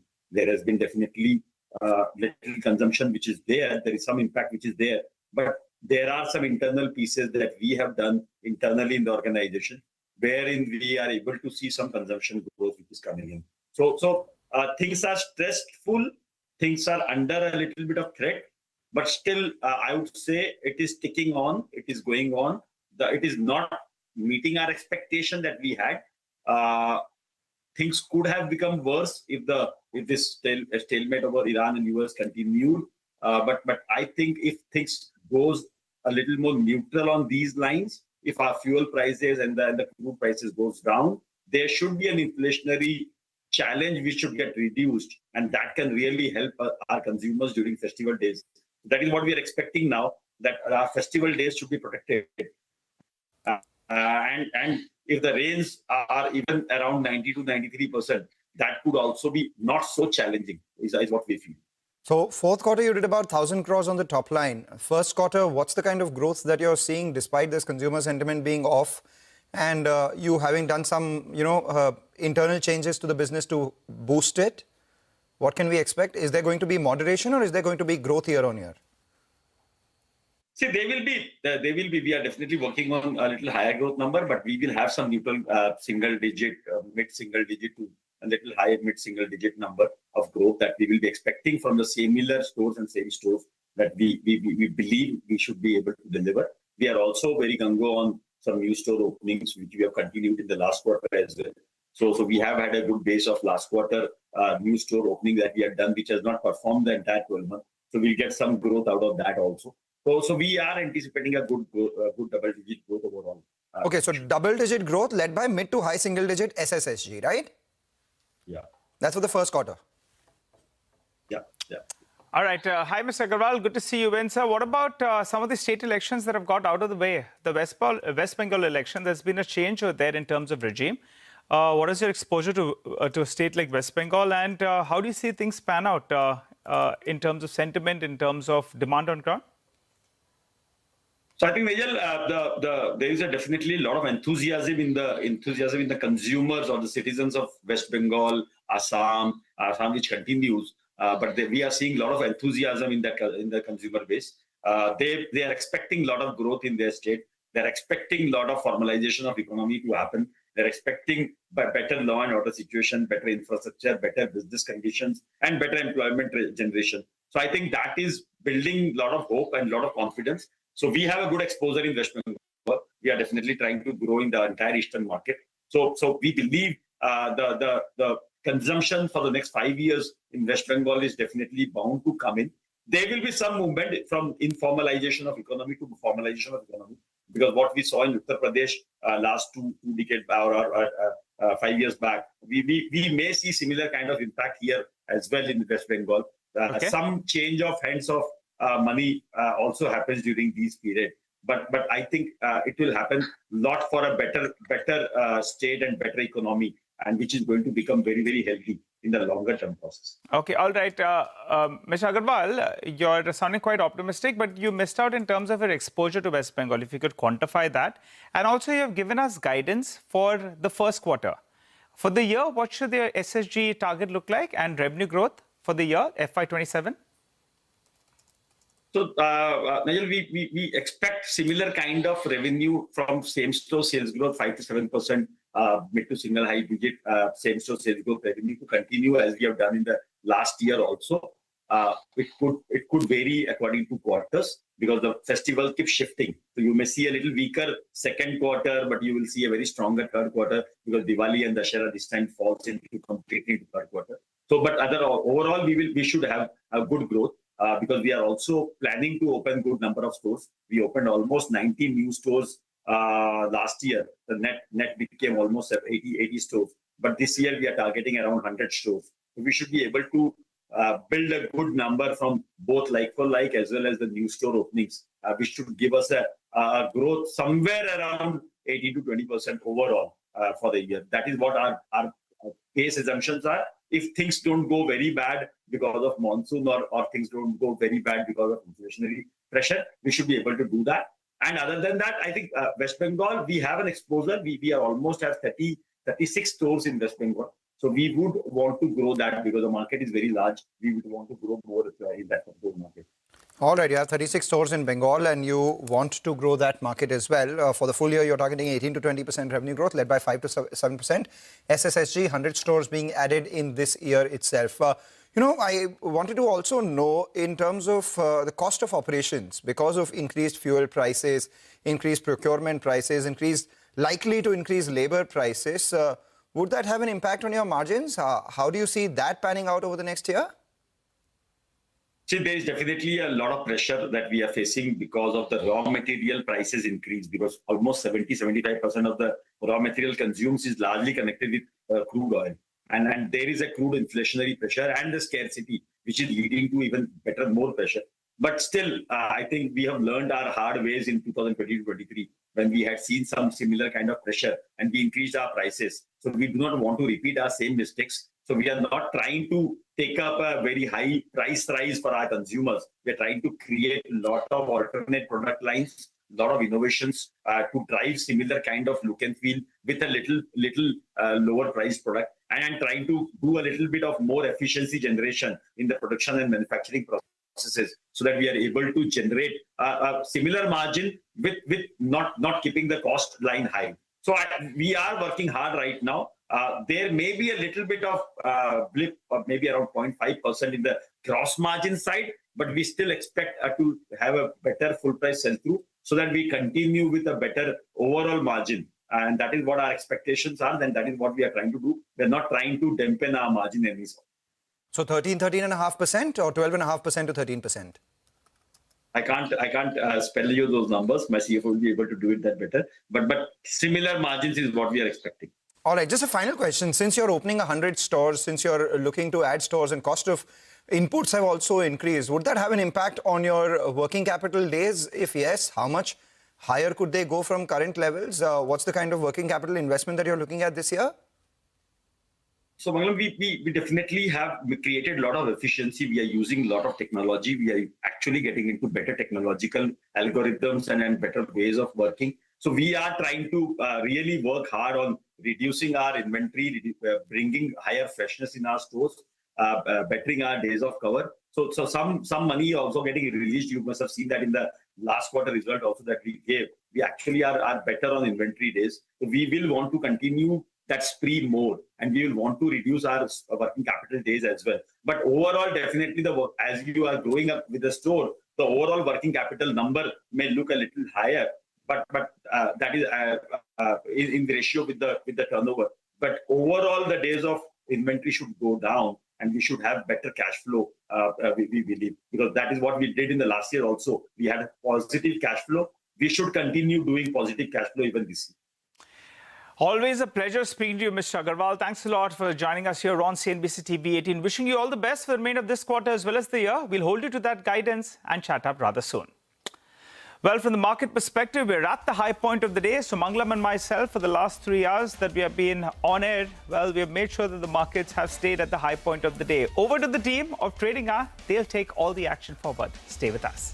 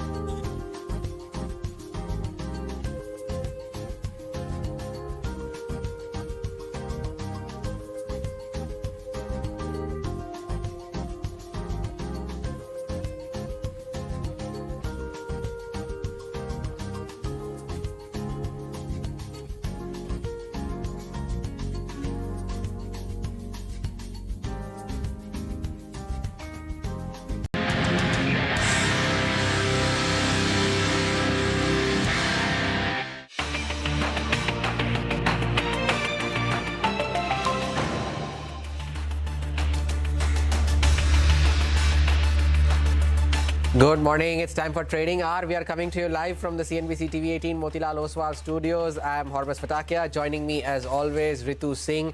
And it's a good start for the markets today in what is a truncated week. We have the weekly expiry of the Nifty contracts tomorrow and the monthly expiry of the Sensex contracts on Thursday. So it's an action-packed week that is lined up in store. And after the Nifty managed to hold on to that 24,000 mark on Friday, courtesy of the FTSE and the Sensex rebalancing flows, the index has carried on from where it left off from the lows on Friday. Another 150 points added in today's trading session. So we are above the mark of 24,150. It's a good start to the trading day. And the one that's leading the charge today has been Reliance Industries. And the bulls would be happy for that as the big contributor to the index upside, even though most of the others are taking a bit of a breather today. 2.5% higher on Reliance Industries. Absolutely no reason for the bulls to complain this morning, Ritu. Absolutely no reason to complain. Even if you look at the breadth of the market, that shows you almost 3 stocks advancing on the National Stock Exchange for every 1 stock that is declining. So about 2,214 stocks are in the green as we speak. The bank nifty, the mid cap, the broader market small cap, all of that is holding up well. The big boy Reliance adding to the gains seen on the frontline index, holding up above that 24,160 odd levels as we speak. Sectorally, what is pulling the market up is also the IT pack doing pretty well in trade today. You have names like Infosys that are doing relatively better. Tech Mahindra Forge also gaining in trade. Media, auto names, financial services, real estate, all of them in the green. What is seeing a bit of a weakness or flattish trade today is the FMCG pack and some of the mid-select names like Dixon, Indocin, etc. They're also a tad weaker. But apart from that, it's looking pretty good on the screen. Market breadth is positive. India WIX remains around the 13 mark. So that's a decent setup to start this new truncated week. But as always, let's put the spotlight on the top movers in the market. And Hormaz has walked over to the wall to give us that list. It's a good start, as we were also mentioning, right? The dip has been bought into this morning, and the leg up that the market has received over the last few minutes, the bulls would take that as well. But of course, the important level to watch on the upside for the Nifty comes up to be the 100 DMA, around about the 24,200, 250 zones. That's going to be the first important level to watch on the upside. That is where the index had reversed as well from on Friday. The Nifty Bank had a bit of an intraday dip earlier in the day. That dip has been bought into, and now the index has started to move higher again, nearing the highs of the day. So nearing the higher end of that 57,000 to 58,000 range. Sustaining above 58,000 would be further positive for the Nifty Bank. Of course, it took a bit of a breather on Friday after that 3,000 point rally that it has seen from the recent lows. Leading the way, of course, as we mentioned, Reliance Industries, the top contributor to the Nifty gains in today's session, had a bit of a choppy move on Friday, but seeing a very good rebound today after the fact that brokerages are also positive on the stock. But one group that's doing well today is the entire Kirloskar group companies, and that's because of one stock, that is Kirloskar Oil. This foray into the data centers business, the upgrade that it has received, a 20% circuit for the stock, another 20% circuit for Kirloskar Industries as well, 9% move on Kirloskar Pneumatic, Kirloskar Brothers also up 10%. So a big move on all of these Kirloskar group companies. You take a look at the newsmakers as well. Nosil is one name who surged around about 20%. That's of course after the anti-dumping duty news. That's a positive for the stock. Cipla, where Citi has opened a positive catalyst watch for a 90-day period. So positive brokerage recommendation. Blue Cloud Softtech, it's a 1,300 crore market cap company. That is, the company has informed that it is exploring some opportunities with SpaceX. That stock is up 17%. And Aavas Financiers at one point was down around 3.5–4% after the management clarification has recovered some of those losses. New India Assurance is up for the 7th day running today. 4.5% added after its name appeared on the NSE list of selling shareholders. It's a one-way move for the stock. EPAC Durables after the move on Voltas. After Voltas and Blue Star are off the highs, but EPAC Durables is at the day's high now, 13.5% higher on the stock. And Aegis Logistics too doing well for itself in today's session. A lot of these communication companies are at 52-week highs today. Tata Com is up 5.5%. That's at a 52-week high. HFCL continues to move higher after a bit of a profit booking circuit seen over the last couple of weeks. So 2.5% higher in today's session, and Finolex Cables too having a good day at the office, 3% higher on that one as well. All right, lots of individual names there to focus on, but the big one that we've been talking about here, the big boy Reliance Industries, brokerages there are coming away increasingly bullish after the annual general meeting last Friday, highlighting AI, new energy, FMCG and exports as the company's next growth engines. Sonal Bhutra joins us now to tell us what the street is betting on. Sonal. Well, a couple of big announcements that the company made this AGM, right? And the stock had been underperforming, so there's a big surge that we are seeing today. CLSA has an outperformed rating on the stock with a target price of 1,800 rupees a share. They say that the company spoke about using AI as a core tool for businesses across the board, and company will be commissioning its first compute capacity by the end of 2026, and that is something that they are quite bullish on. AGM showcased a variety of Reliance's AI solutions for customers across its business this is a foray into the underground coal gasification, where the government has been also talking about a big outlay, along with multi-sector exports were revealed as new areas of growth. A target to double EBITDA in the next 5 years was announced, of course, and the target price currently is not assigning any value to the AI business, new energy business, export plans. So, of course, there could be an uptick and upside from these levels as well. Nomura also has a buy with a target price of 1640. Jio listing by end of 2026 is possible. The valuation band is anywhere between $117 to $127 billion as per media reports. AI, according to them, is the new growth engine for the company. Intelligence moves from plan to execution. The Jamnagar becomes sovereign AI hub. They are targeting 120 megawatt by end of FY26. New energy turns on. That's the word that they've used, because after announcing that big capex back in 2021, now it is coming on stream, be it solar, be it cell manufacturing.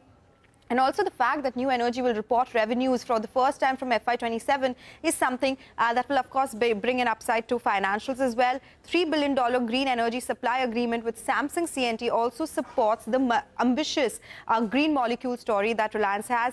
Jefferies also has a buy with a target price of $16.75. They are liking the reiteration of some of the objectives that they had outlined in 2025 AGM. Recovery in retail growth could re-rate the stock from the one standard deviation level it is trading at currently, so they are positive on this particular name. Motilal Oswal also has a buy with a target price of $16.55. They talk about the 5 major value creation pathways for Reliance Industries. They have reiterated oil to chemicals business to create secular growth revenue streams. New energy is going to be the big trigger, which is also not a part of the SATP. Reliance Intelligence will be the most prolific growth platform according to them, and Reliance Retail, that could become India's largest FMCG companies. $125 to $150 billion exports for by the company by 2032. These are some of the big pointers that they highlighted. Most of the brokerage is quite positive on the stock. 33 out of 34 buy recommendations. Sonal, thank you for that update there on Reliance Industries. But staying on that, from disrupting India's telecom market in 2016 to becoming a digital giant, Jio is now readying for its stock market debut. Jio Platforms filed for what is likely to be its for the largest ever IPO of around $4 billion. Reema is here to tell us how this listing is set to be a defining moment for India's public markets and the digital economy. Reema.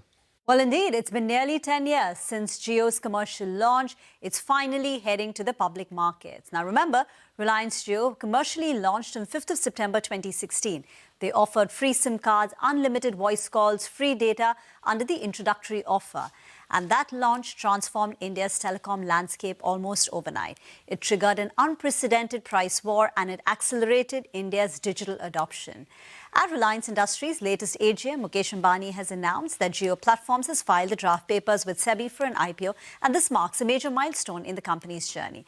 Now, Jio's entry reshaped the entire telecom industry. SL got bankrupted, Reliance Communication collapsed, Vodafone Idea merged with Idea Cellular. In 2020, Jio Platforms raised more than $20 billion from 13 large global investors.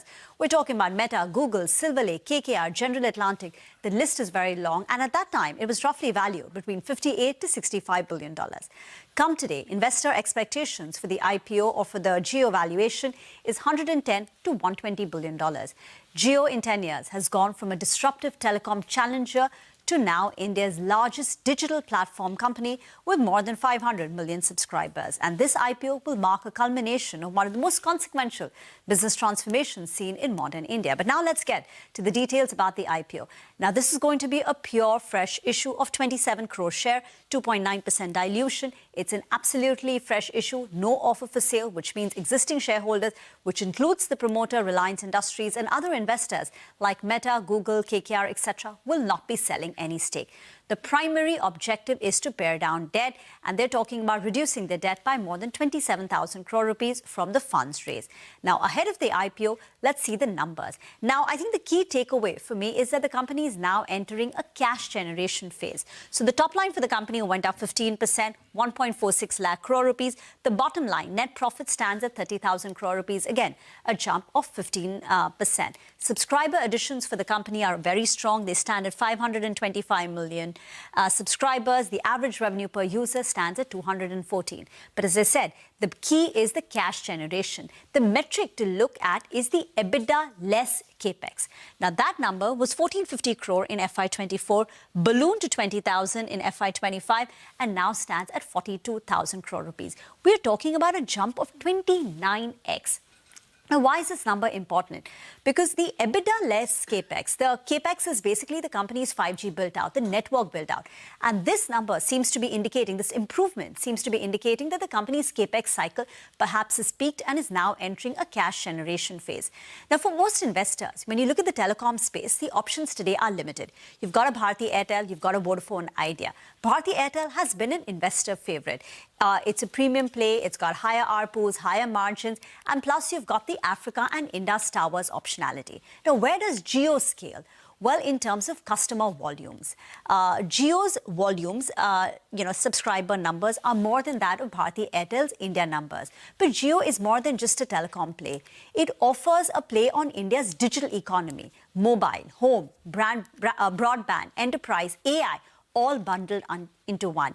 And I think this is one of the most awaited IPOs, and it's also the first IPO from the Reliance Group in nearly 20 years. Back to you.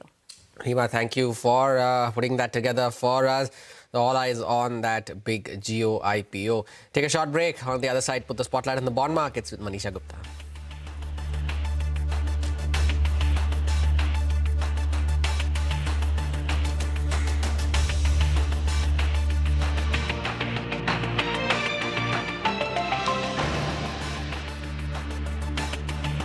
A move that succeeded.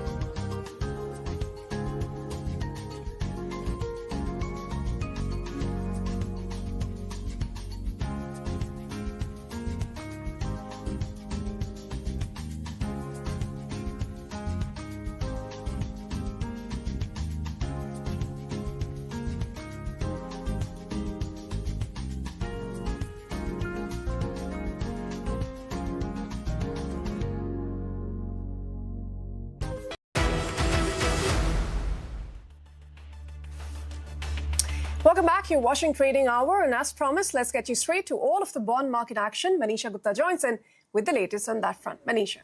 Well, thank you for that. And the crude oil prices yet again coming back below $80 a barrel is supportive for the bond markets. Remember, at one point in time, early Asia, as soon as the week opened, we did go to 81 plus kind of levels as well, but trading just around at 79 at this point in time.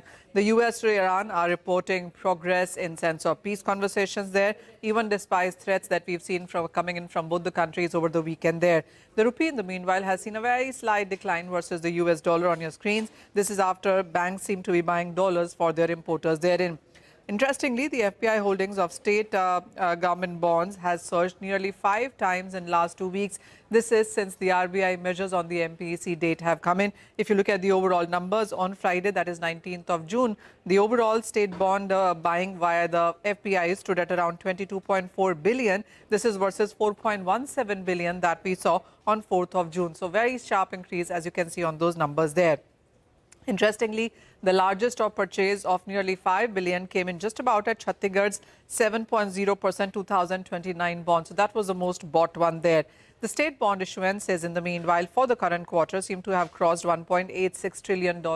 So strong numbers continuing on to that one as well. And then when you look at the private bond issuances, well, that list continues to grow longer every single day. The latest one on the screen are India Infra Debt. They're looking to raise nearly 15 billion rupees, and they're doing it via issuances of bonds maturing on December 2031. There also is India Renewable Energy Development, which is also looking to raise 15 billion, and they are doing it via bonds maturing in 2029. Torrent Power, in the meanwhile, also is looking to raise a total of around 38 billion. They are doing it via issuances of nearly 4 bonds with different maturities in the years to come. And then there also have been reports, and we've been reporting that on that the board of Godrej Industries has now improved issuances of 2 series of NCDs set up for nearly 10 billion rupees therein. There have been some very good bond issuances that have racked in some money as well. Cholamandalam Investment and Finance is one of those. The board has allotted issuances via NCDs worth nearly 1 billion therein. And then you have Bajaj Auto Credit Limited also has raised 5 billion. They have issued 3-year bonds which are maturing in 2029. And finally, Aadhar Housing Finance should come in on your screens, and the board here as well has allotted NCDs worth 2.5 billion rupees.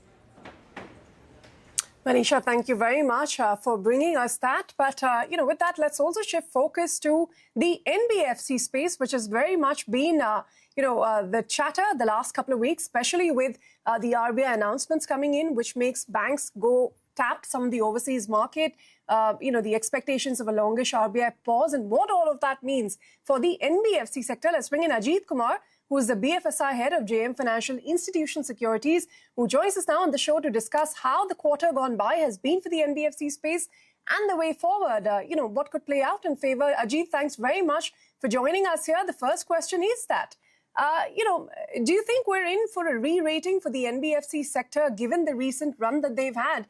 And now this expectation that RBI's rate hikes could perhaps be later than initially anticipated on the back of what's happening in West Asia. And secondly, every dollar that banks are now going to borrow overseas, thanks to ECB raising some of those deposits overseas, means $1 less that they borrow in the domestic market. So in terms of cost of funds advantage also, that would continue for NBFC. So how do you put all of that together in terms of how the space could look in the near future? You said it right. Good morning, everyone. Thanks for having me. At this particular point of time, at a sectoral level, we prefer NBFCs over bank, mainly due to the vast difference in the earnings growth. While we do have our preferences both in banks and NBFCs individually, but at a sectoral level, we prefer NBFCs over banks. Just to give you some numbers, for 16 banks that we cover, profit growth in FY26 was only 7%. And even in FY27, it is expected to remain somewhere around 7 to 8% only. In contrast, for 24 NBFCs that we cover, PAT growth in FY26 was 22%, and it is expected to be more than 25% for the next 2 years. And this difference in the earnings growth between banks and NBFCs is actually leading us, us being more bullish on the NBFC side versus bank side. Now, for NBFCs, what is happening is that there are 3 positive variables which are playing out. One, your loan growth is quite robust. So for all the, especially the diversified names such as Aditya Birla Capital, Bajaj Finance, Tata Capital, Piramal Finance, all the diversified names are printing more than 20% loan growth. That is point number 1. Second is, since the last MPC meeting, the NBFC yield across, let's say, 10 or 1 year, 3 year, 5 year, all have come down by roughly 25 to 40 basis points, which is going to have positive delta on the cost of fund side. And last, post-March, we haven't seen any deterioration in the asset quality matrices, in any of the segments, at least till now. So we have done our channel checks, and even in the month of May, we haven't seen any, much deterioration in, especially in some of the vulnerable segments such as, LAP, MSME, unsecured loan. There might be some inch up here and there, but we haven't seen anything, materially negative as far as asset quality is concerned. So all these three variables is leading to, higher earnings growth for NBFCs versus banks, and that is why we are, more bullish on NBFCs versus banks. Having said that, within NBFCs, as I said, we prefer diversified financials more, like AB Cap, Bajaj Finance, Tata Capital, Piramal, etc., followed by housing finance companies, then MSME lenders, then vehicle financiers, and at last, MFI names comes into picture. In the banks, we actually prefer, private banks over PSU banks, mainly because of the fact that while going into FY27, for the overall banking system, profit growth should not be more than 7-8%. But if we bifurcate that between, let's say, private banks earnings growth versus PSU banks earnings growth, in our estimate, private banks earnings growth is going to be more than 15%, whereas PSU banks, earnings growth should not be, or in fact, their profit should come down by at least 4 to 5% in FY27. So yeah, I mean, valuation ultimately is a game of earnings growth, and wherever earnings growth are there, that that's where majority of re-rating should happen. Ajit, thank you for taking out time. I was just reading your note on the MSME space as well, where you mentioned that the stress is showing early signs of stabilization, and you mentioned that there could be some asset quality incidents here and there, but the overall trend is stabilizing. But going forward, in case of a subpar monsoon that we are warning of, as the Met Department is warning of, would that not be a sector that becomes the first hit, the MFI / MSME / those kind of sectors? Yeah. No, you are absolutely right. And that is why within NBFC, so NBFC is a very diversified space, right? We have diversified financial on one side, housing finance companies on the other side, MSME lenders on the other side, vehicle financiers are there, and then MFI names are there.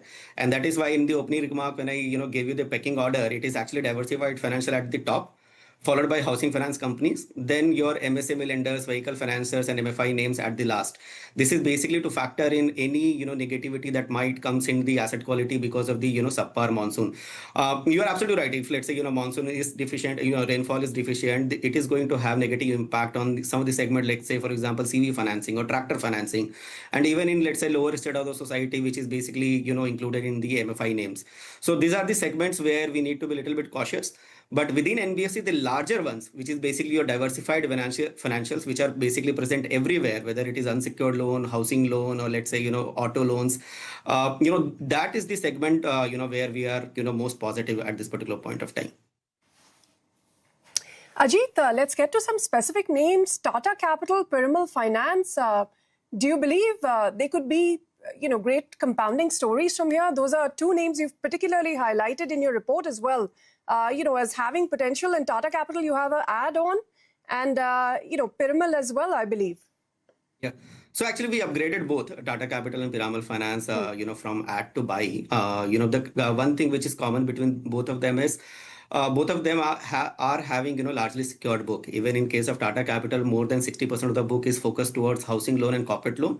And within Piramal Finance as well, more than 60% of their retail book is dedicated towards housing and LAP. And housing and LAP is basically one segment where we should not see much deterioration in asset quality because of this West Asia crisis, or maybe because of this subpar monsoon. So that is one. Asset quality trends should be better for these two names versus other lenders. Second is both of them have the capacity to grow more than 20-25%. Tata Capital, being a AAA rated entity, is able to borrow at a very competitive rate, and they should be able to grow their loan book by more than 22%. Whereas similarly for Piramal Finance as well, since they have run down their legacy wholesale book over a period of time, and now the legacy wholesale book is right now only 3% of the total total loan portfolio, they should also be able to grow more than 25% in the next 2 to 3 years. So yeah, less risk on the asset quality side, their ability to grow more than 20%, and at the same time not much impact on the cost of funding side because of decline in the yields. And on top of that, Piramal especially is trading at a benign valuation of 1.3, 1.4 time, which is frankly speaking is the cheapest, or one of the cheapest across, let's say, diversified Financials or across NBFCs. And NBFCs, most of the names are trading at more than 2 times. So yeah, these are some of the reasons why we have upgraded Tata Capital and Piramal recently, and we believe that both of them can be a good compounding story going forward. Ajit, very quickly, if you could tell us about HDB Financial as well. You have an ad rating as a target of 660, which is still below its issue price of 740.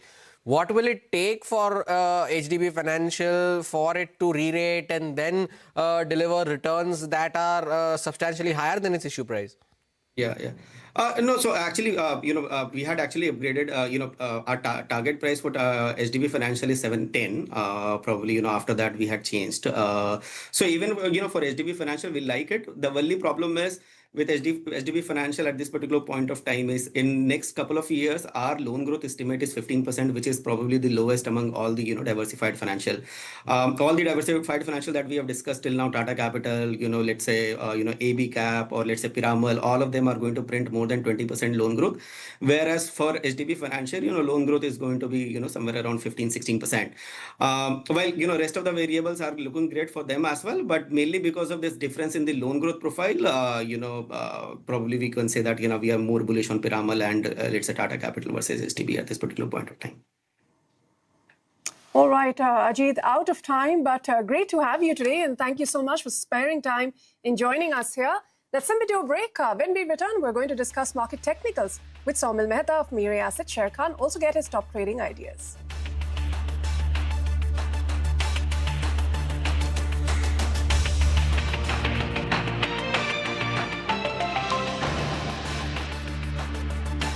Being sanctioned because of the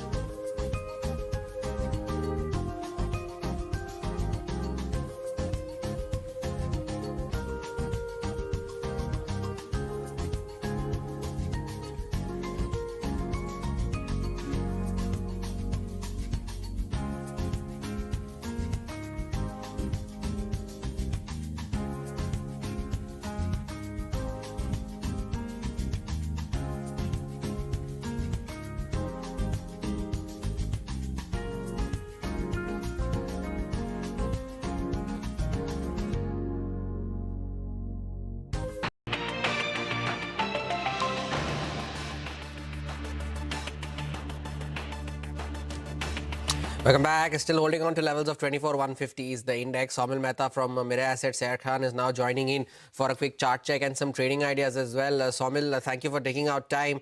But now that the index is decisively held on to that 24,000 mark, what's the next level of resistance that you see on the upside, and your stock calls as well for the morning? Good morning to everyone. Market has been steady above the 20 and 40 daily moving average, which is a great sign for the markets, creating high top, high bottom formations on the daily charts. Previous week high has been also crossed on the upside. The most important part here is that the markets have taken support at very crucial level, that is 23,000, 23,100, which was the 61% retracement of the previous rally. So now that crucial level has been held on to, and we are stable above the short-term averages. Now the next level to watch out as resistance is 200 daily exponential moving average, which is close to 24,460 levels.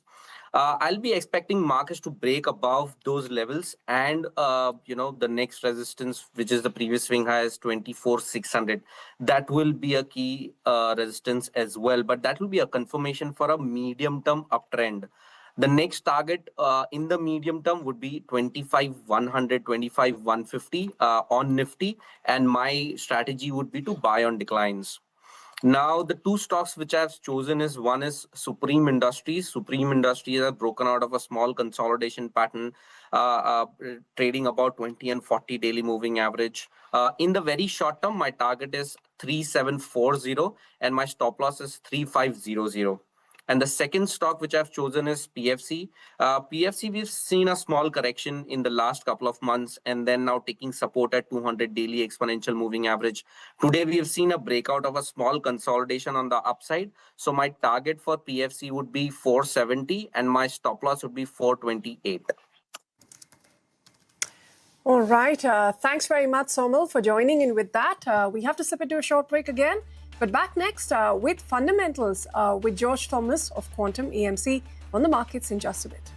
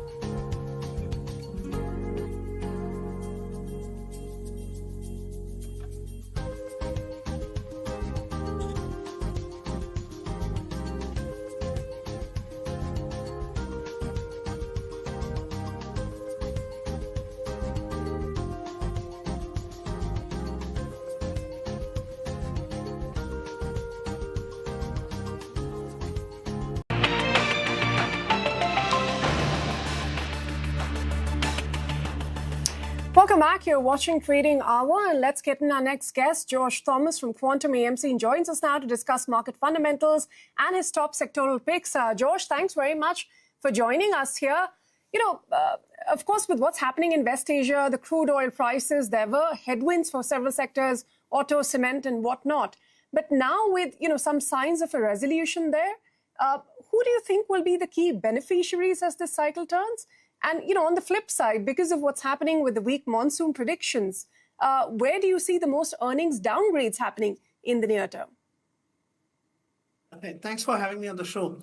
So when we look at the input cost pressures, the obvious beneficiaries, if there was a durable solution to the conflict in West Asia, would be the oil marketing companies and some of the commodity plays and some of the commodity plays where oil and crude derivatives are a key ingredient or a key input material. They would benefit. They would benefit in the near term. But the factor to watch is, how, so whether we can call the current scenario a durable solution at this point is the key thing to watch. And investors should be cautious or should be mindful of the normalized profit levels of these companies. So even some of the gas utility companies would be beneficiaries if crude and the overall energy prices were to correct, because the offtake can improve from these levels. But the key thing to watch is some of the how the valuations are faring at this point and the normalized earnings levels, because the fluctuating earnings levels may not be may not be a good indicator in terms of identifying the attractiveness of companies.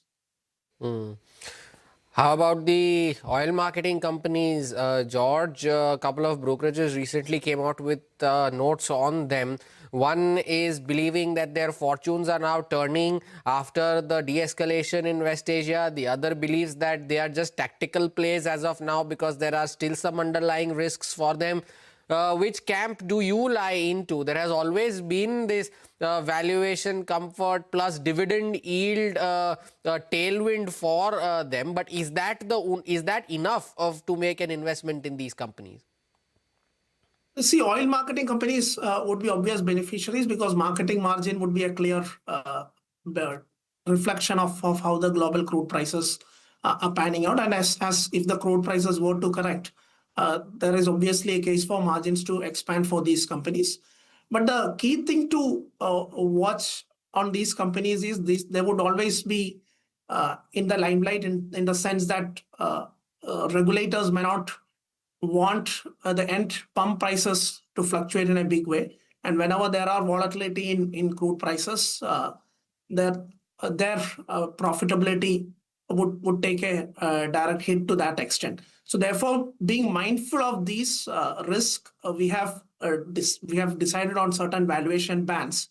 And if we were to apply those valuation bands at the current prices, they have not reached a level where we would earn the threshold return levels for our portfolio for the next couple of years. So, let me just extend that and ask you, if you apply this valuation band, overall on the market sectors there, where there's been meaningful correction and now pockets of opportunities are emerging, where would you place your bet?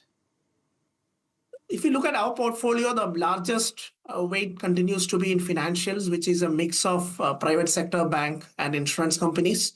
There is one AMC company where the upside is limited and therefore we have trimmed a bit. The second largest pocket where we are allocated right now is IT, where purely because of valuation reasons, demand could be a bit volatile in the near term. But if we were to take a slightly longer term view, the current valuation levels are quite attractive. And the other recent additions have been spread across a variety of sectors. There has been an addition in a cash logistic player.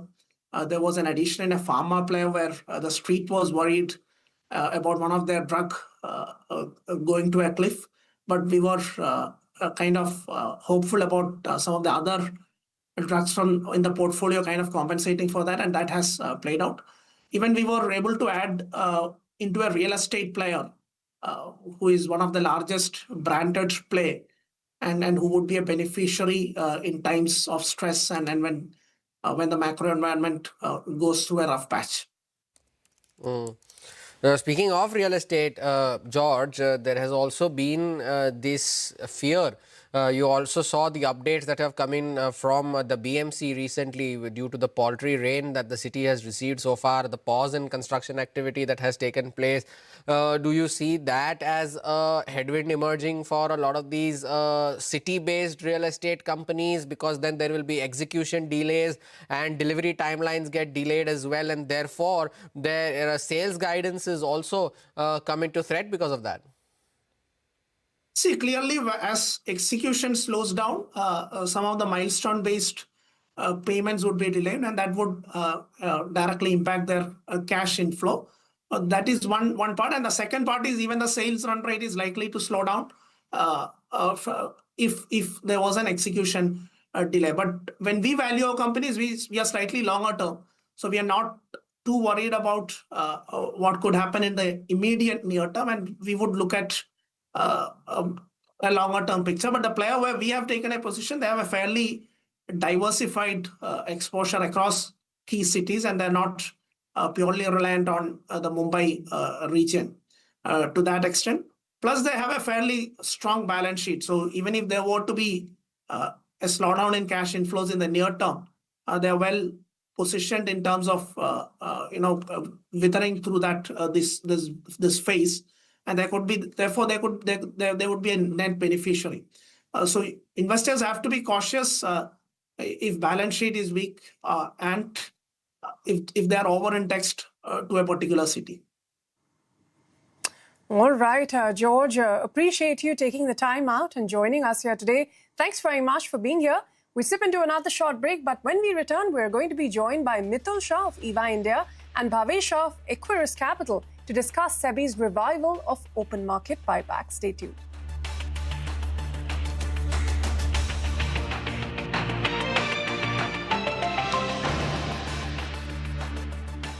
Fourth month.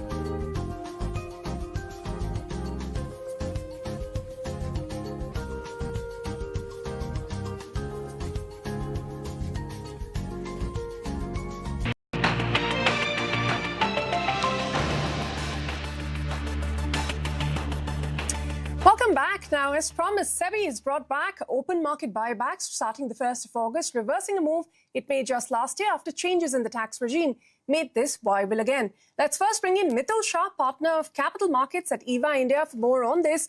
Mitul, thanks very much for being here. You know, the timing is pretty interesting. You have a market where we're going to get a flood of supply from IPOs that are planned, the QIPs, the OFS, etc., that we've been seeing. And now this buyback option opens up. Do you think that will be a meaningful counterbalance to all of this supply that's also coming into the market? Good morning. Thank you for having me here. Yes, this is a welcome change by the regulator. It offers the option to the issuer to select between the two available options, which is your tender route and the market route.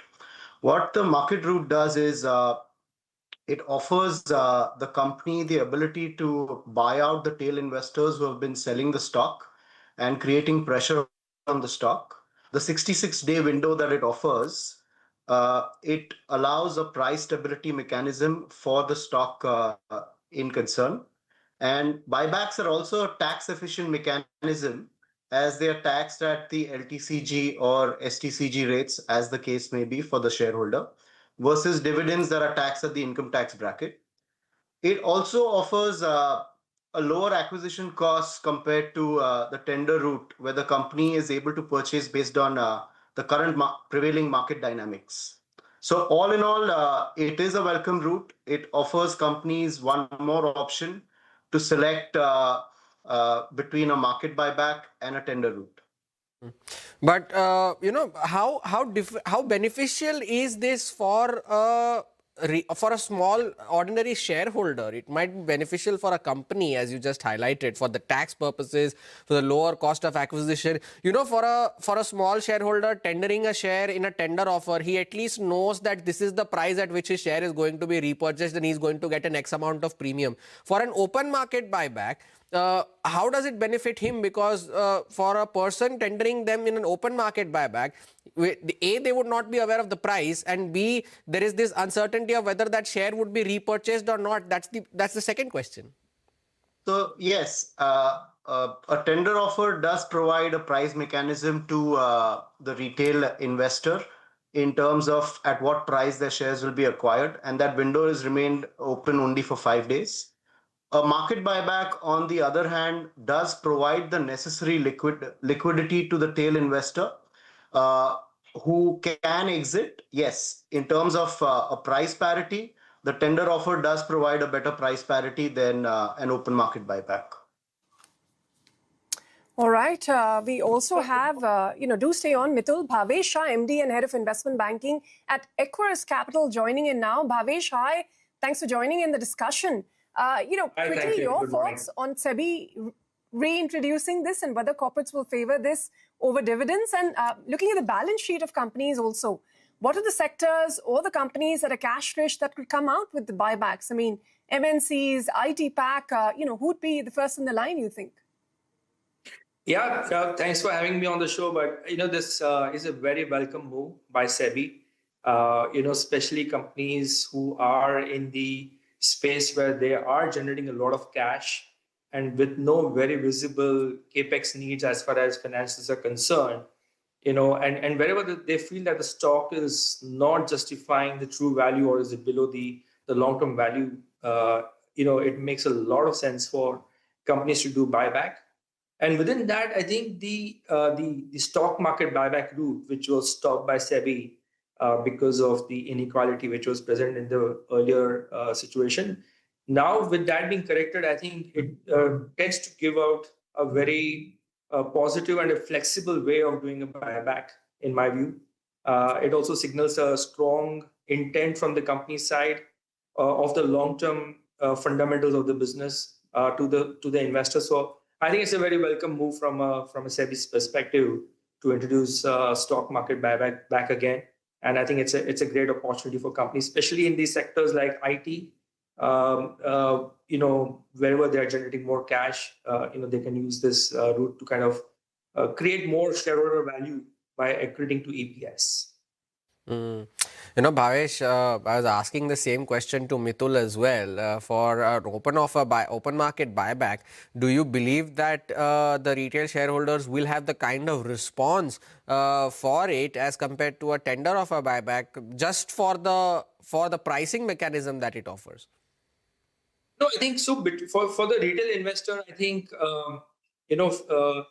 earlier, it was a very non-transparent mechanism when it came to the stock market buyback, because there could be order pricing mechanisms which were kind of they have been done away with. So as far as the retail investor is concerned, on a buyback which is happening through the market, it is as good as selling in the market. And as far as tender is concerned, to that extent, the shares are kind of proportionately bought to the extent of demand which is generated. So frankly, from a retail investor perspective, I think the buyback from the market tends to become a little more, if I may use the word, more certain in terms of what the outcome could be. Whereas in case of a buyback through tender offer, it will be subject to proportionate, proportionate acceptance. All right, Mithul and Bhavesh, thank you so much for joining us here today. Short on time, but that was a rich discussion nonetheless. Thank you very much for sharing your perspective. Now we'll move on to a CNBC TV18 exclusive, where we understand that the government is set to sell stake via an OFS in yet another PSU. Let's go across to Sudarshan for the details on this one. Sudarshan, take it away. So the last few weeks, we have seen that government has been launching several OFS to raise funds. And now we understand from sources that government is likely to launch an OFS in Cochin Shipyard. We don't know exactly what the quantum can be, but the price that we understand from sources that it can be at a 6 to 8% discount to current market price. And so far this year, government has raised more than 16,000 crore via OFS. And going forward over the next few weeks, there can be OFS in PSU companies, and number can be around 6 to 7. That we understand from sources. We have written to Deepam regarding this, and we are still awaiting the response. Cochin Shipyard, then another potential OFS in the offing. Sudarshan, thank you for that update there. The stock down around 35% from its 52-week high of around 2,300, down 10% for the year so far. And the government shareholding as of the March quarter shareholding stands at around 68%. Get you more on this as the day goes by. Take a short break. Back with more on the other side.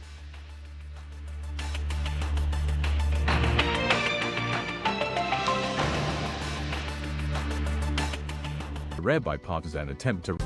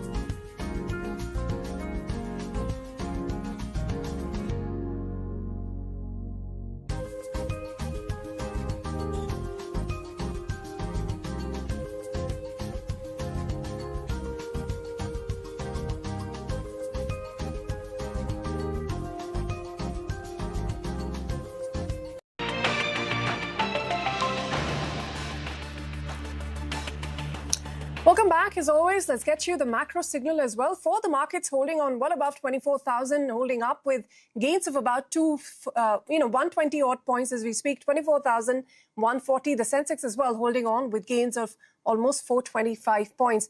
Oil prices, they're doing well. There was some volatility today because the markets reacted to the conflicting geopolitical signals from the Middle East and the progress in these high-level diplomatic talks that are taking place in Switzerland. So after an initial surge, the market opened, which was driven by fresh threats from, U.S. President Trump. Prices have since retreated following reports of some progress being made in the negotiations. Brent crude currently, in fact, below $79 per barrel, almost 2% down after reaching an intraday high of $82.30 a barrel. The rupee has, been trading flattish today, now at about 94.48 against the greenback. The currency is, of course, benefiting from the cooling oil prices and the optimism surrounding this peace deal. But the gains are being capped by a strong US dollar and technical interventions by the Reserve Bank of India. Now, what do I mean by technical interventions? Well, RBI is seen to be actively rebuilding its forex reserves, which had fallen to about $681 billion from the peak of $730 almost billion a few weeks back. So this practice of buying dollars to shore up reserves is effectively capping the upside for the rupee. And of course, the dollar index is also trading firm, driven by the hawkish Federal Reserve, and that is limiting how much the rupee can appreciate. Meanwhile, you have the 10-year benchmark index, 10-year benchmark GSEC yield hovering around that 6.8% kind of a mark, flattish in trade today after snapping that 6-day falling streak that we saw last week. So that's as far as the macro setup is concerned. Hormaz, over to you. It's still a pretty decent market for now. We're still around about 120 points higher on the index, although we have cooled off ever so slightly from the highs of the day. Still around about 24,130 is where the index is. The one stock that is continuing to extend its gains, though, is EPAC Durables.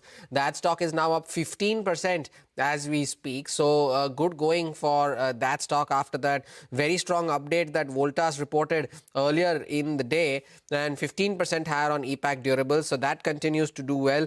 Kirloskar Industries continues to gain as well. A couple of small cap names that are still making moves is Igarashi Motors.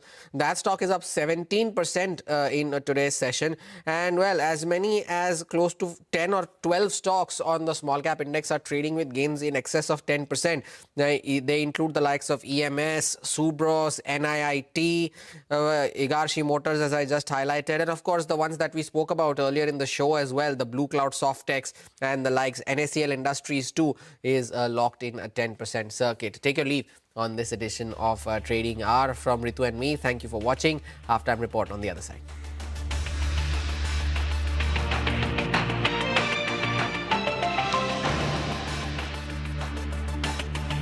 Communications have been in writing.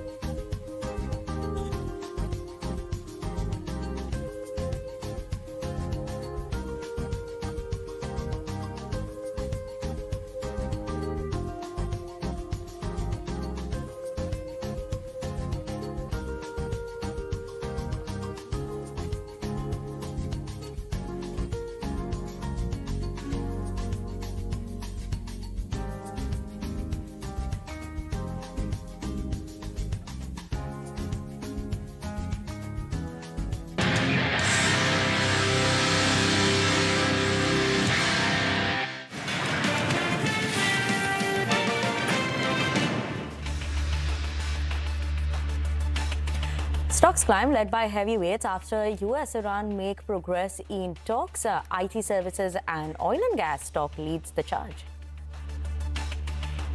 Reliance Industries' deployment of AI across businesses and the scaling up of its new growth engines, deep tech, new energy and FMCG